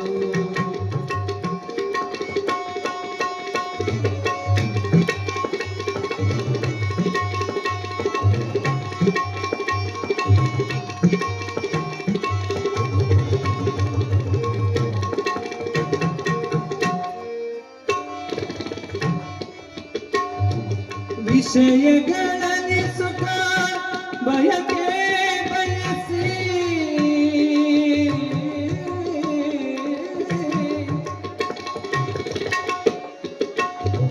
ವಿಷಯಗಳಲ್ಲಿ ಸುಖ ಬಯಕೆ ಬಯಸಿ, ವಿಷಯಗಳಲ್ಲಿ ಸುಖ ಬಯಕೆ ಬಯಸಿ, ಭವನಿಷ ಜ್ಯೋತಿ ಪ್ರಕಾಶ ಮನಸ್ಸೇ, ವಿಷಯಗಳಲ್ಲಿ ಸುಖ ಬಯಕೆ ಬಯಸಿ ವಿಷಯಗಳಲ್ಲಿ ಸುಖ ಬಯಕೆ ಬಯಸಿ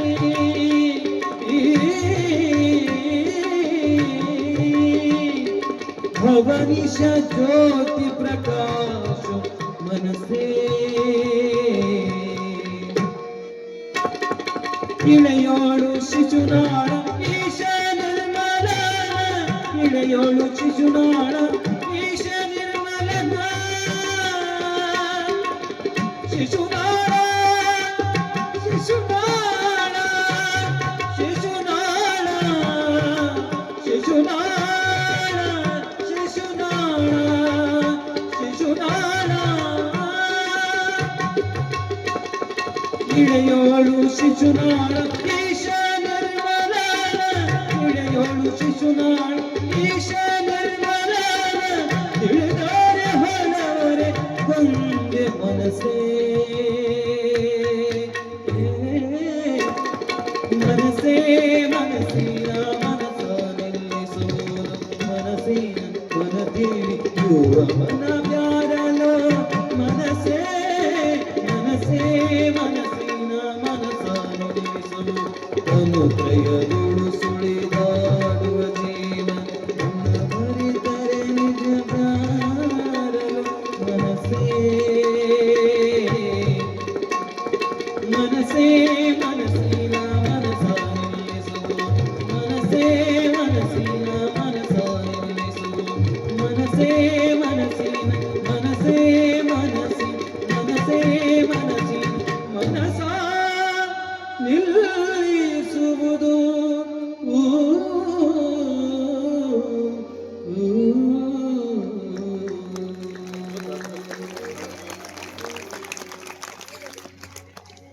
ಹುಟ್ಟಿದ ಮುತ್ತಮ ಕುಮಾರನು ಹುಟ್ಟಿದಾಗಲೇ ಬಸವನಾಮವ ನಿತ್ತು ಕರೆ ನೀ ನೆಲನಂತರೋಳು ನಿದ್ರೆ ತಿಳಿದೆದ್ದು ದಿಟ್ಟಿ ಸಾರುವಲ್ಲಿ ಕಾಣದೆ ನೆಟ್ಟ ನೀತನೇ ಋಷಭಪತಿ ಕೃಪೆ ಹುಟ್ಟಿ ಎಮ್ಮ ಸಲಹಲಲ್ಲಿಗೆ ಬಂದಿನಿತು ಹಿಟವು ಬಸವ ಪುರಾಣ. ಇವತ್ತು ಎಷ್ಟನೇ ದಿವಸ ರೀ ಬಾ ತಂಗಿ? ಎಷ್ಟನೇ ದಿವಸ ರೀ ಬಾ ಇವತ್ತು? 3ನೇ ದಿವಸ. ಸಿಂಹಾವಲೋಕನ ನಿನ್ನೆ ದಿವಸ ಪುರಾಣದೊಳಗೆ ಯಾವ ವಿಚಾರ ಕೇಳಿದ್ರಿ? ಎಲ್ಲಿಗ್ ಬಂದಿತ್ರಿಪ್ಪ ಪುರಾಣ? ನೀವ್ ಎಲ್ಲಿಗ್ ಬಿಟ್ಟಿದ್ರಿ ಅಪ್ಪವ್ರ ಅಲ್ಲೇ ಬಂದ್ಬಿಟ್ಟು ಹೌದನ್ರಿ? ಒಳಗೆ ಹೆಂಡತಿ ರೊಟ್ಟಿ ಮಾಡಾಕತ್ತಿದ್ಲ, ಇವ್ ಗಂಡ ಅದಾವ ಹೊರಗ ಮಂಚದ ಮೇಲೆ ಮಕ್ಕೊಂಡಿದ್ದ. ಒಮ್ಮ ಹೊರಗ್ ಧಪ್ ಅಂತ ಶಬ್ದ ಆತು. ಹೆಂಡತಿ ಅಂತಾಳ, ರೀ ಏನಾತ್ರಿ? ಏನ್ ಬಿತ್ತು?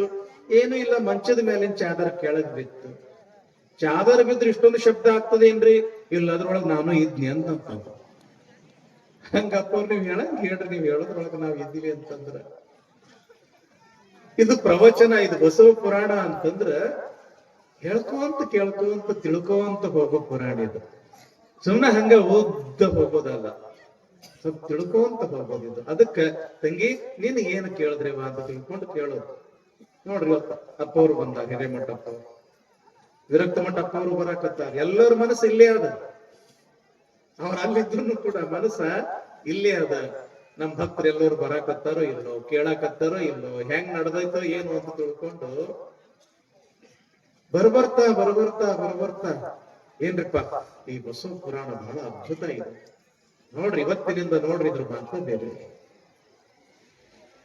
ಬಸವ ಪುರಾಣ ನಿನ್ನೆ ದಿವಸ ಏನ್ ಕೇಳಿದ್ರಿ?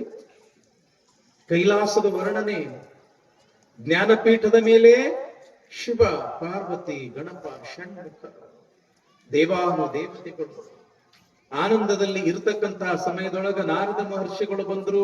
ಹೇ ಪರಮಾತ್ಮ, ನೀ ಕೈಲಾಸದೊಳಗ ಬಹಳ ಆನಂದದಿಂದ ಕುಂತಿ, ಆದ್ರ ಭೂಲೋಕದೊಳಗ ಅಧರ್ಮ ಅನ್ಯಾಯ ಅತ್ಯಾಚಾರ ನಡೆದದ. ಭೂಲೋಕವನ್ನು ಉದ್ಧಾರ ಮಾಡಕ ನೀನು ಅವತಾರವನ್ನ ಎತ್ತಬೇಕು. ಆವಾಗ ಶಿವ ಅಂತನ ಏನಂತ? ಈ ಸಲ ಭೂಲೋಕವನ್ನು ಉದ್ಧಾರ ಮಾಡಾಕ ನಾನು ಅವತಾರ ಎತ್ತುವುದಿಲ್ಲ, ನನ್ನ ವಾಹನನಾಗಿರ್ತಕ್ಕಂಥ ನಂದೀಶ. ನಂದೀಶನೊಳಗಂಥ ಶಕ್ತಿ ಅದ ಏನು? ಯಾಕಿಲ್ಲ? ಹಿಂದೆ ಶಿಲಾದನೆಂಬ ಮುನಿ ಸಣ್ಣ ಸಣ್ಣ ಶಿಲೆಗಳನ್ನೇ ಆಯ್ದು ತಿಂದು ಕಠಿಣ ತಪಸ್ಸನ್ನ ಮಾಡಿ ನನ್ನನ್ನ ಒಲಿಸಿಕೊಂಡ. ಏನು ಬೇಕು ಅಂತ ಕೇಳಿದಾಗ ನಿನ್ನಷ್ಟೇ ಸಾಮರ್ಥ್ಯನಿರ್ತಕ್ಕಂಥ ಮಗನನ್ನ ಕೊಡು ಅಂದ. ಆವಾಗ ನಾನು ಕೊಟ್ಟಿರ್ತಕ್ಕಂಥ ಮಗನೇ ಈ ನಂದೀಶ. ಈ ನಂದೀಶನು ಸಾಮಾನ್ಯ ಅಲ್ಲ. ಮತ್ತೆ ಈತ ನನ್ನ ಕುರಿತು ತಪಸ್ಸು ಮಾಡ್ದ. ಅವನ ತಪಸ್ಸಿಗೆ ಮೆಚ್ಚಿ ಏನು ಬೇಕು ಅಂತ ಕೇಳಿದಾಗ ಸದಾವ ಕಾಲ ನಿನ್ನ ಸಾನ್ನಿಧ್ಯವನ್ನೇ ಕೊಡುವಂತ ಕೇಳದೆ, ಅದಕ್ಕೆ ಯಾವಾಗಲೂ ಕೂಡ ಈ ನಂದೀಶ ನನ್ನ ವಾಹನನಾಗಿ ನನ್ನ ಜೊತೆಯಲ್ಲೇ ಇರ್ತಾನ. ಹೇ ನಂದೀಶ, ಭೂಲೋಕವನ್ನ ಉದ್ಧಾರ ಮಾಡಕ ನೀನು ಅವತಾರವನ್ನ ಎತ್ತಬೇಕಪ್ಪ. ಅಯ್ಯ ಶಿವನೇ, ನಿನ್ನನ್ನ ಬಿಟ್ಟು ನಾನು ಭೂಲೋಕಕ್ಕೆ ಹೋಗಲಾರೆ, ನಿನ್ನನ್ನ ಬಿಟ್ಟು ಬದುಕುವ ಶಕ್ತಿ ನನಗಿಲ್ಲ. ಆವಾಗ ಶಿವ ಅಂತಾನ, ನೀ ಮುಂದೆ ನಡಿಯಷ್ಟ. ಗುರು ಲಿಂಗ ಜಂಗಮ ರೂಪದಿಂದ ನಾನು ಬಂದು ನಿನಗೆ ದರ್ಶನ ಕೊಡ್ತೇನೆ. ಅಷ್ಟೇ ಯಾಕ, ಇಲ್ಲಿ ಇರ್ತಕ್ಕಂಥ ಎಲ್ಲ ರುದ್ರಗಣಗಳು ಭೂಲೋಕದಲ್ಲಿ ಅವತಾರ ಎತ್ತಿ ನಿನ್ನನ್ನ ಬಂದು ಕೂಡ್ತಾರೆ ಎಲ್ಲರೂ. ನಡಿ ಅಂತ ತಿಳ್ಕೊಂಡು ಶಿವ ಅಪ್ಪಣೆ ಮಾಡ್ದ. ನಂದೀಶ ಈ ಭೂಲೋಕಕ್ಕೆ ಬಂದ ಎಂಬತಕ್ಕಂಥ ವಿಚಾರ ನಿನ್ನೆ ಹೌದಲ್ರಿ ಬಾ? ನಿನ್ನೆ ಇದೇ ಕೇಳಿರಲ್ಲ. ಯಾಕೆ ಇದು ಹೇಳುದು ಅಂತಂದ್ರೆ, ಯಾರು ನಿನ್ನ ಬಂದಿಲ್ಲ ಅವರಿಗೂ ಸ್ವಲ್ಪ ತಿಳಿಲಿ. ಯಾಕೆ ಹಿಂದೆ ತಿಳಿದು ಮುಂದೆ ಹೋದ್ವಿ ಅಂತಂದ್ರೆ ಅದರ ಆನಂದ ಬೇರೆ ಇರ್ತದ. ನಂದೀಶ ಭೂಲೋಕದತ್ತ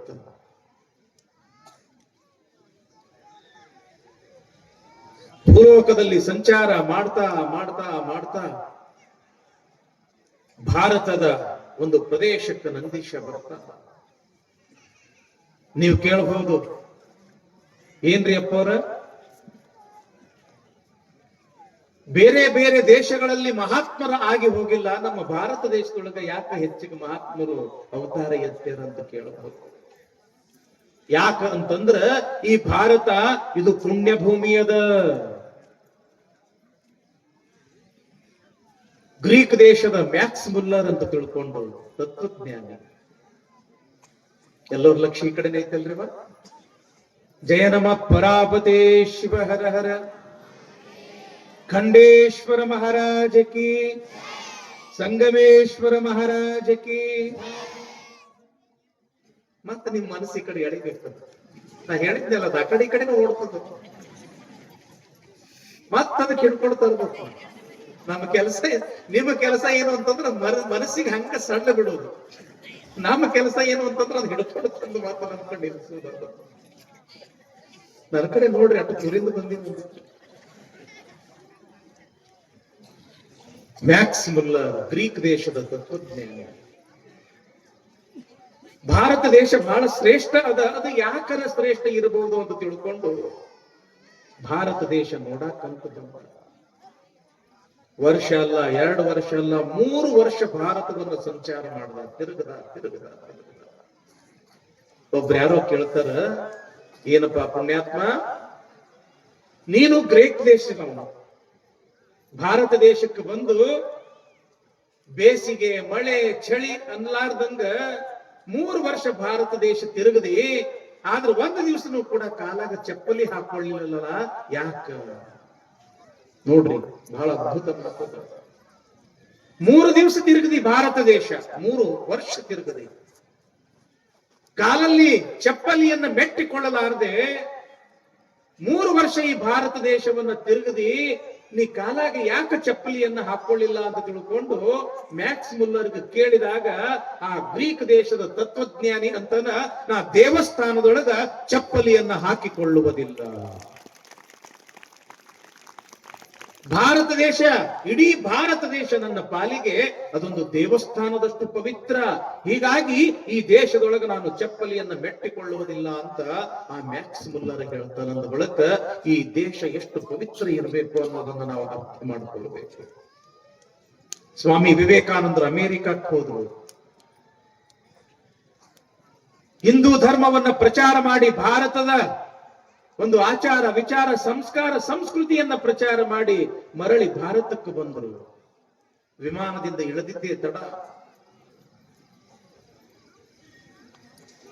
ಬೊಗಸೆ ತುಂಬಾ ಮಣ್ಣನ್ನ ತೆಗೆದುಕೊಂಡು ತಮ್ಮ ಮೈ ಮೇಲೆ ಸುರುಕೊಂಡ್ರು ಸ್ವಾಮಿ ವಿವೇಕಾನಂದರು. ಅಲ್ಲಿ ಇರ್ತಕ್ಕಂಥ ಪತ್ರಕರ್ತರು ಕೇಳ್ತಾರ, ಯಾಕ್ರಿ ವಿವೇಕಾನಂದ್ರ, ನಿಮ್ಮ ಮೈ ಮೇಲೆ ಮಣ್ಣು ಯಾಕೆ ಸುರುಕೊಂಡ್ರಿ? ಅವಾಗ ವಿವೇಕಾನಂದರಂತಾರ, ನೋಡ್ರಪ್ಪ, ನಾನು ಅಮೇರಿಕಕ್ಕೆ ಹೋಗಿದ್ದೆ. ಅಮೇರಿಕ ಅದು ಭೋಗ ಭೂಮಿ, ಸುಖದ ಸುಪ್ಪತ್ತಿಗೆ ಶ್ರೀಮಂತಿಕೆಯಲ್ಲಿ ಇರ್ತಕ್ಕಂತ ಭೂಮಿ ಅದು ಅಮೇರಿಕ. ಅಲ್ಲಿ ತಿರುಗಾಡಿ ತಿರುಗಾಡಿ ಅಲ್ಲಿಯ ಸಂಸ್ಕಾರ ಸಂಸ್ಕೃತಿಯನ್ನ ನೋಡಿ ನೋಡಿ ನನ್ನ ಮೈನು ಹೊಲಸಾಗಿತ್ತು, ನನ್ನ ಮನಸ್ಸು ಕೂಡ ಹೊಲಸಾಗಿತ್ತು. ಯಾಕೆ ಈ ಮಣ್ಣು ನನ್ನ ಮೈ ಮೇಲೆ ಹಾಕೊಳ್ಳಕತ್ತೀನಿ ಅಂತಂದ್ರ, ಈ ಭಾರತ ದೇಶದ ಭೂಮಿ ಇದು ಭೋಗ ಭೂಮಿ ಅಲ್ಲ, ಇದು ಯೋಗ ಭೂಮಿ, ಯೋಗ ಭೂಮಿ. ಇಲ್ಲಿ ಅನೇಕ ಶರಣರು, ಸಂತರು, ಮಹಾತ್ಮರು ಈ ನೆಲವನ್ನ ತುಳಿದು ತುಳಿದು ತುಳಿದು ಪವಿತ್ರ ಮಾಡ್ಯಾರ. ಈ ಮಣ್ಣನ್ನ ನನ್ನ ಮೈ ಮೇಲೆ ಹಾಕೊಂಡೆ ಅಂತಂದ್ರ ಮತ್ತೆ ನಾನು ಪವಿತ್ರ ಆಗ್ತೀನಿ ಅನ್ನೋ ದೃಷ್ಟಿಯಿಂದ ಮಣ್ಣನ್ನ ಮೈ ಮೇಲೆ ಹಾಕೊಂಡಿನಿ ಅಂತಾರಂತ ಸ್ವಾಮಿ ವಿವೇಕಾನಂದರು. ಎಂಥ ಭೂಮಿ ಇರಬೇಕು ಇದು!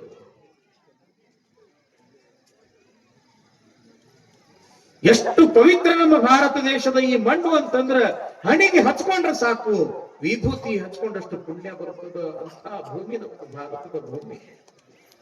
ಇಂಥ ಭಾರತದಲ್ಲಿಯೇ ನಾನು ಜನ್ಮವನ್ನ ಎತ್ತಬೇಕು ಅಂತ ತಿಳ್ಕೊಂಡು ನಂದೀಶ ಆಕಾಶ ಮಾರ್ಗವಾಗಿ ಭಾರತಕ್ಕೆ ಬಂದ. ಸಂಚಾರ ಮಾಡ್ತಾ ಮಾಡ್ತಾ ಎಲ್ಲಿಗೆ ಬಂದ ಅಂತಂದ್ರ ಮತ್ತೆ ನಮ್ಮ ಕರ್ನಾಟಕಕ್ಕೆ ಬಂದ.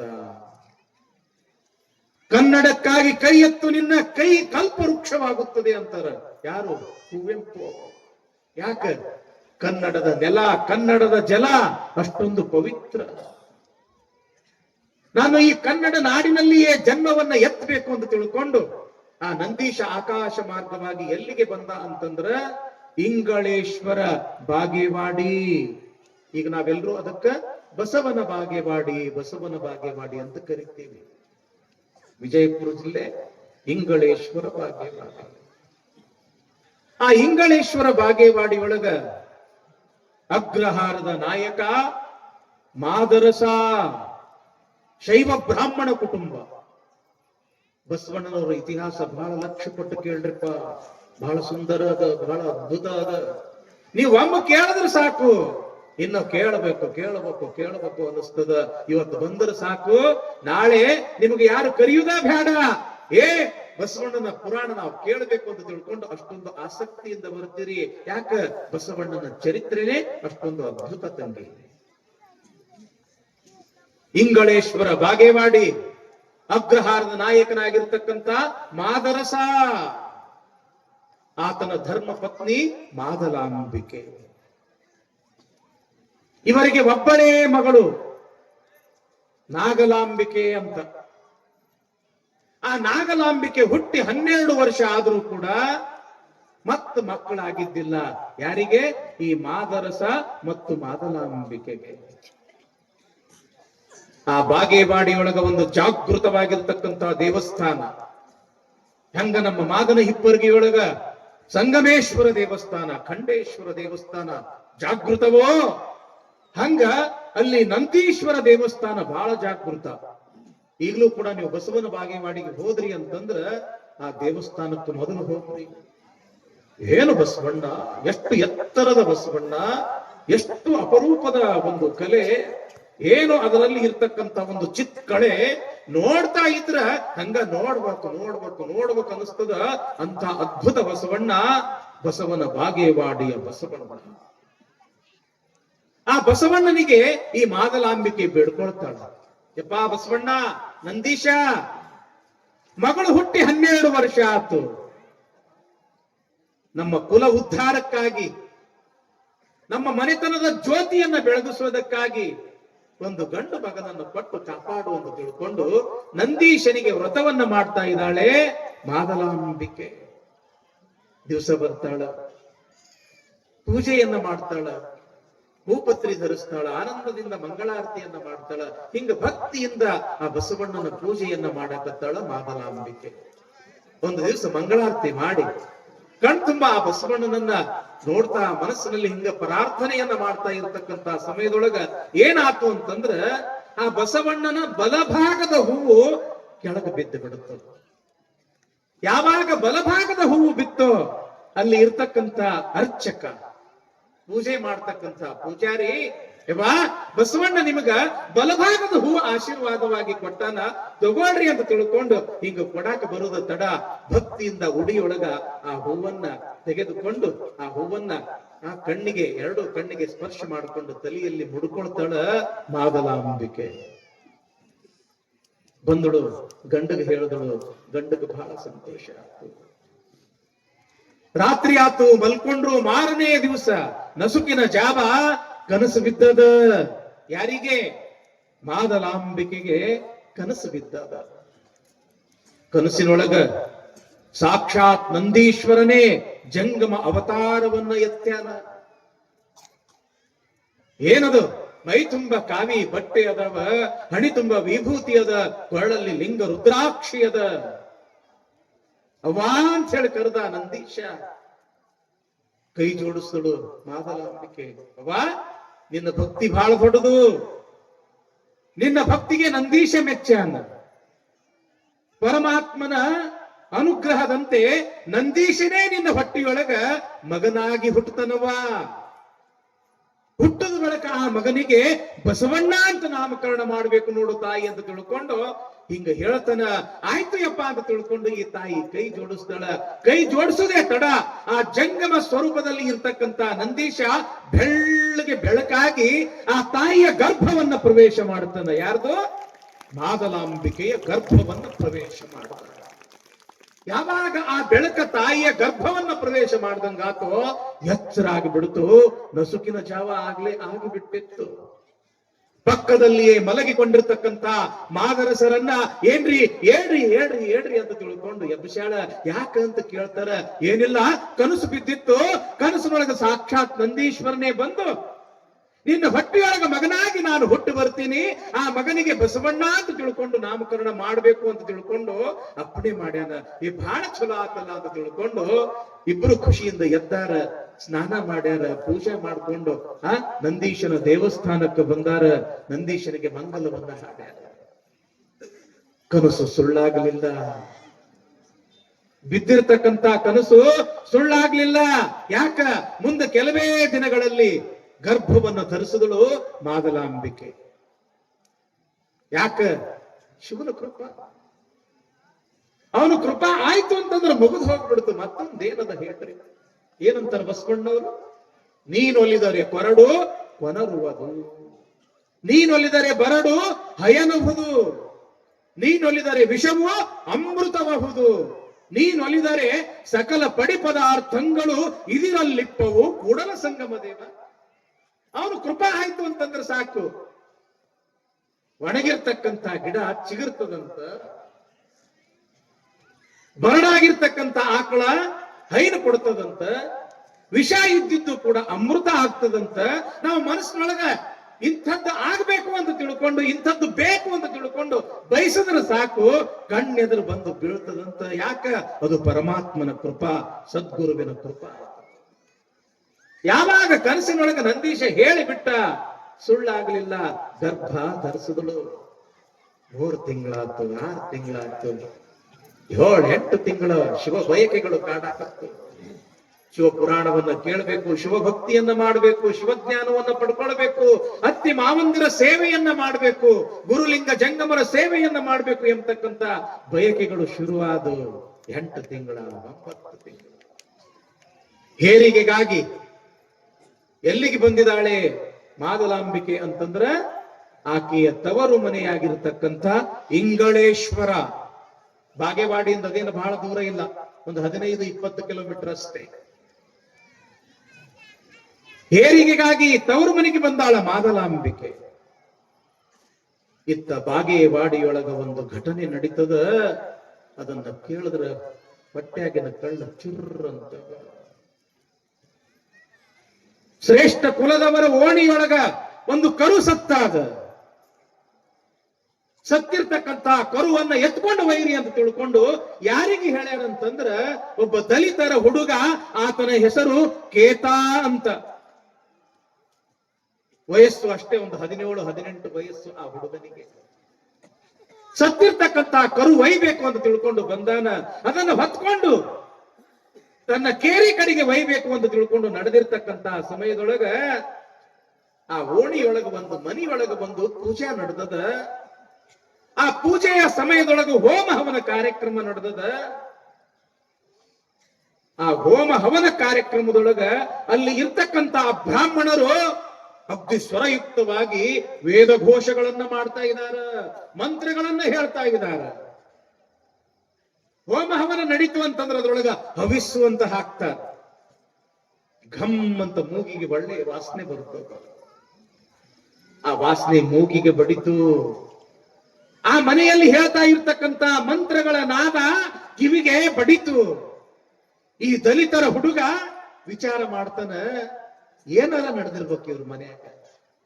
ಎಷ್ಟ್ ಘಮ್ ಅಂತ ವಾಸನೆ ಬರಕತ್ತದ, ಎಷ್ಟ್ ಚಂದ ಮಂತ್ರ ಹೇಳಕತ್ತಾರ, ನೋಡರೆ ನೋಡ್ಬೇಕು ಅಂತ ತಿಳ್ಕೊಂಡು ಏನ್ ಮಾಡ್ದ ಅಂತಂದ್ರ, ಆ ಸತ್ತಿರ್ತಕ್ಕಂಥ ಕರು ಹೊರಗಡೆ ಇರ್ತಕ್ಕಂಥ ಕಟ್ಟಿ ಮೇಲೆ ಇಟ್ಟವನ ಒಂದೆರಡು ಹೆಜ್ಜೆ ಒಳಗೆ ಬಂದು ಏನ್ ನಡೆದದ ಅಂತ ತಿಳ್ಕೊಂಡು ಹಿಂಗ ಹಣಿಕೆ ಹಾಕಿ ನೋಡಕತ್ತಾನ.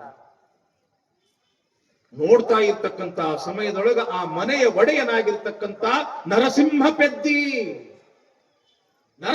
ಪೆದ್ದಿ ಈತನನ್ನು ನೋಡೋದೇ ತಡ ಜೋರಾಗಿ ಕೂಗಾಡಕ್ಕೆ ಶುರು ಮಾಡಿಬಿಟ್ಟ, ಕಿರುಚಾಟಕ್ಕೆ ಶುರು ಮಾಡಿಬಿಟ್ಟ. ಕುಲ ಕೆಡ್ತ್ರೆಪೋ, ಧರ್ಮ ಕೆಡ್ತ್ರೆಪೋ. ಒಬ್ಬ ಹೊಲೆಯರ ಹುಡುಗ ಬ್ರಾಹ್ಮಣರ ಮನೆಯೊಳಗೆ ಬಂದು ನಾವು ಮಾಡ್ತಕ್ಕಂತ ಪೂಜಾ ನೋಡುವಂಗಾತು, ನಾವು ಹೇಳ್ತಕ್ಕಂತ ಮಂತ್ರ ಕೇಳುವಂಗಾತು. ಧರ್ಮ ಕೆಡ್ತು ಅಂತ ತಿಳ್ಕೊಂಡು ಜೋರಾಗಿ ಕೂಗಾಡಕ್ಕೆ ಶುರು ಮಾಡಿಬಿಟ್ಟ.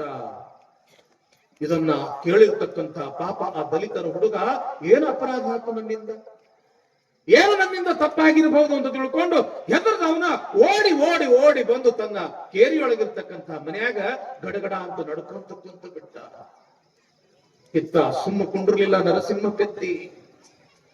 ಒಬ್ಬ ದಲಿತರ ಹುಡುಗ ನಮ್ಮ ಮನೆಯ ಹೊಸ್ತಿಲನ್ನು ತುಳಿದಾನ ಅಂದ ಬಳಿಕ ಅವನಿಗೆ ಶಿಕ್ಷೆ ಆಗಬೇಕು. ಎಂಥ ಶಿಕ್ಷೆ ಆಗ್ಬೇಕು ಅಂತಂದ್ರ, ಮುಂದಿನ ದಿನಮಾನದೊಳಗೆ ಯಾವ ದಲಿತರು ಕೂಡ ನಮ್ಮ ಮನೆಯ ಹೊಸ್ತಿಲ ತುಳಿಬಾರದು ಅಂತ ಘೋರ ಶಿಕ್ಷೆ ಆಗ್ಬೇಕು. ಆಗಿನ ಕಾಲ ಹಂಗಿದ್ರಪ್ಪ. ದೀನ ದಲಿತರ ಪರಿಸ್ಥಿತಿ ಬಸವಣ್ಣ ಹುಟ್ಟುವ ಪೂರ್ವದೊಳಗ ಹೆಂಗಿತ್ತು ಅಂತಂದ್ರ, ನಾಯಿ ನೊಣ ನರ್ಜಕ್ಕಿಂತಲೂ ಕೂಡ ಕೀಳಾಗಿ ಕಾಣ್ತಿದ್ರು ದಲಿತರನ್ನ. ಅಂಥ ಪರಿಸ್ಥಿತಿ ಇತ್ತು ಬಸವಣ್ಣನ ಪೂರ್ವದೊಳಗ. ಏನು ಅವ್ರ ಕೆಲಸ ಅಂತಂದ್ರ, ಏನು ಉಚ್ಚ ಕುಲದವರು ಶ್ರೇಷ್ಠ ಕುಲದವರು ಅಂತ ಹೇಳಿ ಏನದಾರ, ಅವರ ಮಲಮೂತ್ರವನ್ನ ಹೊತ್ಕೊಂಡು ಹೋಗ್ತಕ್ಕಂಥ ಒಂದು ಪದ್ಧತಿ ಇತ್ತು, ಮಲ ಹೊರುವ ಪದ್ಧತಿ. ಆ ಕೆಟ್ಟ ವಾಸನೆ ಮೂಗಿಗೆ ಬಡಿತು ಅಂತಂದ್ರ ರಸ್ತೆಯಲ್ಲಿ ಉಗುಳುವಂಗೂ ಕೂಡ ಇಲ್ಲ. ರಸ್ತೆ ಅಪವಿತ್ರ ಆಗ್ತದೆ ಅಂತ ತಿಳ್ಕೊಂಡು ಕೊಳ್ಳಾಗ ಗಡಿಗೆ ಕಟ್ಕೋಬೇಕು. ಉಗುಳು ಬಂದ್ರು ಗಡಿಗ್ಯಾಗ ಉಗುಳ್ಬೇಕು. ನಮ್ಮ ಓಣ್ಯಾಗ ಇವ್ರು ನಡೆದು ಹೋದ್ರು ಅಂತಂದ್ರ ಇವ್ರು ಹೆಚ್ಚಿ ನಾವು ತುಳಿಬೇಕಾಗ್ತದ, ನಾವು ಅಪವಿತ್ರ ಆಗ್ತೀವಿ ಅಂತ ತಿಳ್ಕೊಂಡು ಏನ್ ಮಾಡ್ಬೇಕು, ಅವರು ಬೆನ್ನಿಗೆ ಕಂಟಿ ಕಟ್ಕೊಂಡು ತಿರುಗಾಡ್ಬೇಕು, ಕಸಬರಿಗೆ ಕಟ್ಕೊಂಡು ತಿರುಗಾಡ್ಬೇಕು. ಇವ್ರು ಮುಂದೆ ಹೋದಂಗ ಹಿಂದ ಆ ಕಸಬರಿಗೆ ಅಥವಾ ಆ ಕಂಟಿ ಅದನ್ನ ಅಳಿಸ್ಕೊಂತ ಬರಬೇಕು. ಇಷ್ಟು ಕೆಟ್ಟ ಪರಿಸ್ಥಿತಿ ದೀನ ದಲಿತರ ಪರಿಸ್ಥಿತಿ. ಪ್ರತಿಫಲ ಏನು? ಆ ಉಚ್ಚ ಕುಲದವರು ಹುಟ್ಟು ಬಿಟ್ಟಿರ್ತಕ್ಕಂಥ ಬಟ್ಟೆಗಳನ್ನ ಇವರು ತಪ್ಪಿಕೊಳ್ಬೇಕು. ಅವರು ಕೊಟ್ಟಿರ್ತಕ್ಕಂಥ ಹಳಸಿದ ಆ ಎಂಜಲು ಆ ಅನ್ನವನ್ನ ಇವರು ಊಟ ಮಾಡಬೇಕು. ಸಾಲಿ ಕಲಿಯುವಂಗಿಲ್ಲ, ಚಲೋ ಮನಿ ಕಟ್ಕೊಳ್ಳುವಂಗಿಲ್ಲ. ಯಾಕ? ಇವರು ಸ್ಥಿತಿವಂತರಾದ್ರ ನಮ್ಮ ಮನೆಯಾಗ ದುಡಿಯವರು ಯಾರು ಅನ್ನೋ ಒಂದು ಕೆಟ್ಟ ವಿಚಾರ. ಇಂಥ ಒಂದು ಕ್ಲಿಷ್ಟವಾಗಿರ್ತಕ್ಕಂಥ ಪರಿಸ್ಥಿತಿ ಬಸವಣ್ಣನ ಜನನ ಪೂರ್ವದೊಳಗೆ ಇದ್ದಿರ್ತಕ್ಕಂಥ ಸಂಕಲ್ಪ. ನರಸಿಂಹ ಪೆದ್ದಿ ಅಂತಾನ, ನನ್ನ ಮನೆಯ ಹೊಸ್ತಿಲನ್ನು ತುಳಿದಿರ್ತಕ್ಕಂಥ ಆ ದಲಿತರ ಹುಡುಗನಿಗೆ ಘೋರ ಶಿಕ್ಷೆ ಆಗ್ಬೇಕು ಅಂತ ತಿಳ್ಕೊಂಡು ಆ ಓಣಿಯಲ್ಲಿ ಇರ್ತಕ್ಕಂಥ, ಅಂದ್ರೆ ಆ ಉಚ್ಚ ಕುಲದವರ ಓಣಿಯಲ್ಲಿ ಇರ್ತಕ್ಕಂಥ ಎಲ್ಲ ಮುಖಂಡರನ್ನ ಕೂಡಿಸಿ ಒಂದು ಮೀಟಿಂಗ್, ಅಂದ್ರೆ ಒಂದು ಸಮಾಲೋಚನೆಯನ್ನ ಮಾಡ್ತಾರ. ಹೆಂಗ್ ಮಾಡಬೇಕು, ಅವನಿಗೆ ಎಂಥ ಶಿಕ್ಷೆ ಕೊಡಬೇಕು. ಒಂದು ತೀರ್ಮಾನಕ್ಕೆ ಬಂದ್ರು. ಏನು ಮುಂದೆ ಯಾವ ದಲಿತನೂ ಕೂಡ ನಮ್ಮ ಮನೆ ಪ್ರವೇಶ ಮಾಡಬಾರ್ದು, ಅಂತ ಶಿಕ್ಷೆ ಕೊಡಬೇಕು. ಅದನ್ನು ನೋಡಿ ಎಲ್ಲರೂ ಗಡಗಡ ಅಂತ ನಡಗಬೇಕು ಅಂತ ತಿಳ್ಕೊಂಡು ಎಂಥ ಶಿಕ್ಷೆ ಪ್ರಕಟಣೆ ಮಾಡ್ತಾರ ಅಂತಂದ್ರ, ಯಾವ ಕಿವಿಯಿಂದ ನಾವು ಹೇಳ್ತಕ್ಕಂಥ ಮಂತ್ರವನ್ನ ಕೇಳಿದಾನೋ ಆ ಹುಡುಗ, ಆತನ ಕಿವಿಯೊಳಗ ಕಾದ ಕಬ್ಬಿಣದ ರಸವನ್ನ ಹಾಕಬೇಕು. ಇದೇ ಶಿಕ್ಷೆ ಅಂತ ತಿಳ್ಕೊಂಡು ತೀರ್ಮಾನ ಮಾಡೇ ಬಿಟ್ರು. ಹಾಗಾದ್ರ ಯಾವ ದಿವಸ ಮಾಡಬೇಕು ಆ ಶಿಕ್ಷೆ?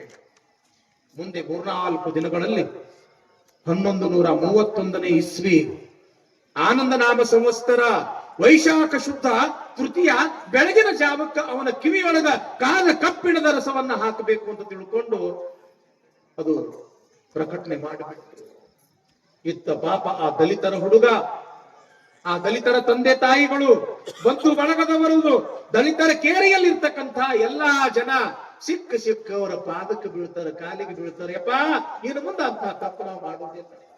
ಕಾದ ಕಬ್ಬಿಣದ ರಸ ಕಿವಿಯೊಳಗ ಹಾಕರ ಯಾವ ತಾನೇ ಉಳಿಯಾಕ ಸಾಧ್ಯ ಅದ? ಅವ ವಿಲಿ ಮಧ್ಯಾರಿ ಸತ್ತ ಹೋಗ್ತಾನ್ರಿಪ್ಪ, ಅದಕ್ಕೆ ಕ್ಷಮಾ ಮಾಡ್ರಿ ಅಂತ ತಿಳ್ಕೊಂಡು ಎಲ್ಲರೂ ಕೇಳ್ತಾರೆ. ಖರೆ ಅವ್ರ ಮಾತು ಕೇಳೋರು ಯಾರೂ ಕೂಡ ಇಲ್ಲ. ಆ ದಿನ ಬಂದೇ ಬಿಡುತ್ತೆ. ಬೆಳಗಿನ ಜಾವ ಒಂದು ಕಡೆಗೆ ಆ ಕಬ್ಬಿಣವನ್ನ ಕುದಿಸಕತ್ತಾರ. ಕತಕತ ಅಂತ ಕಬ್ಬಿಣ ಕುದಿಯಾಕತ್ತದ.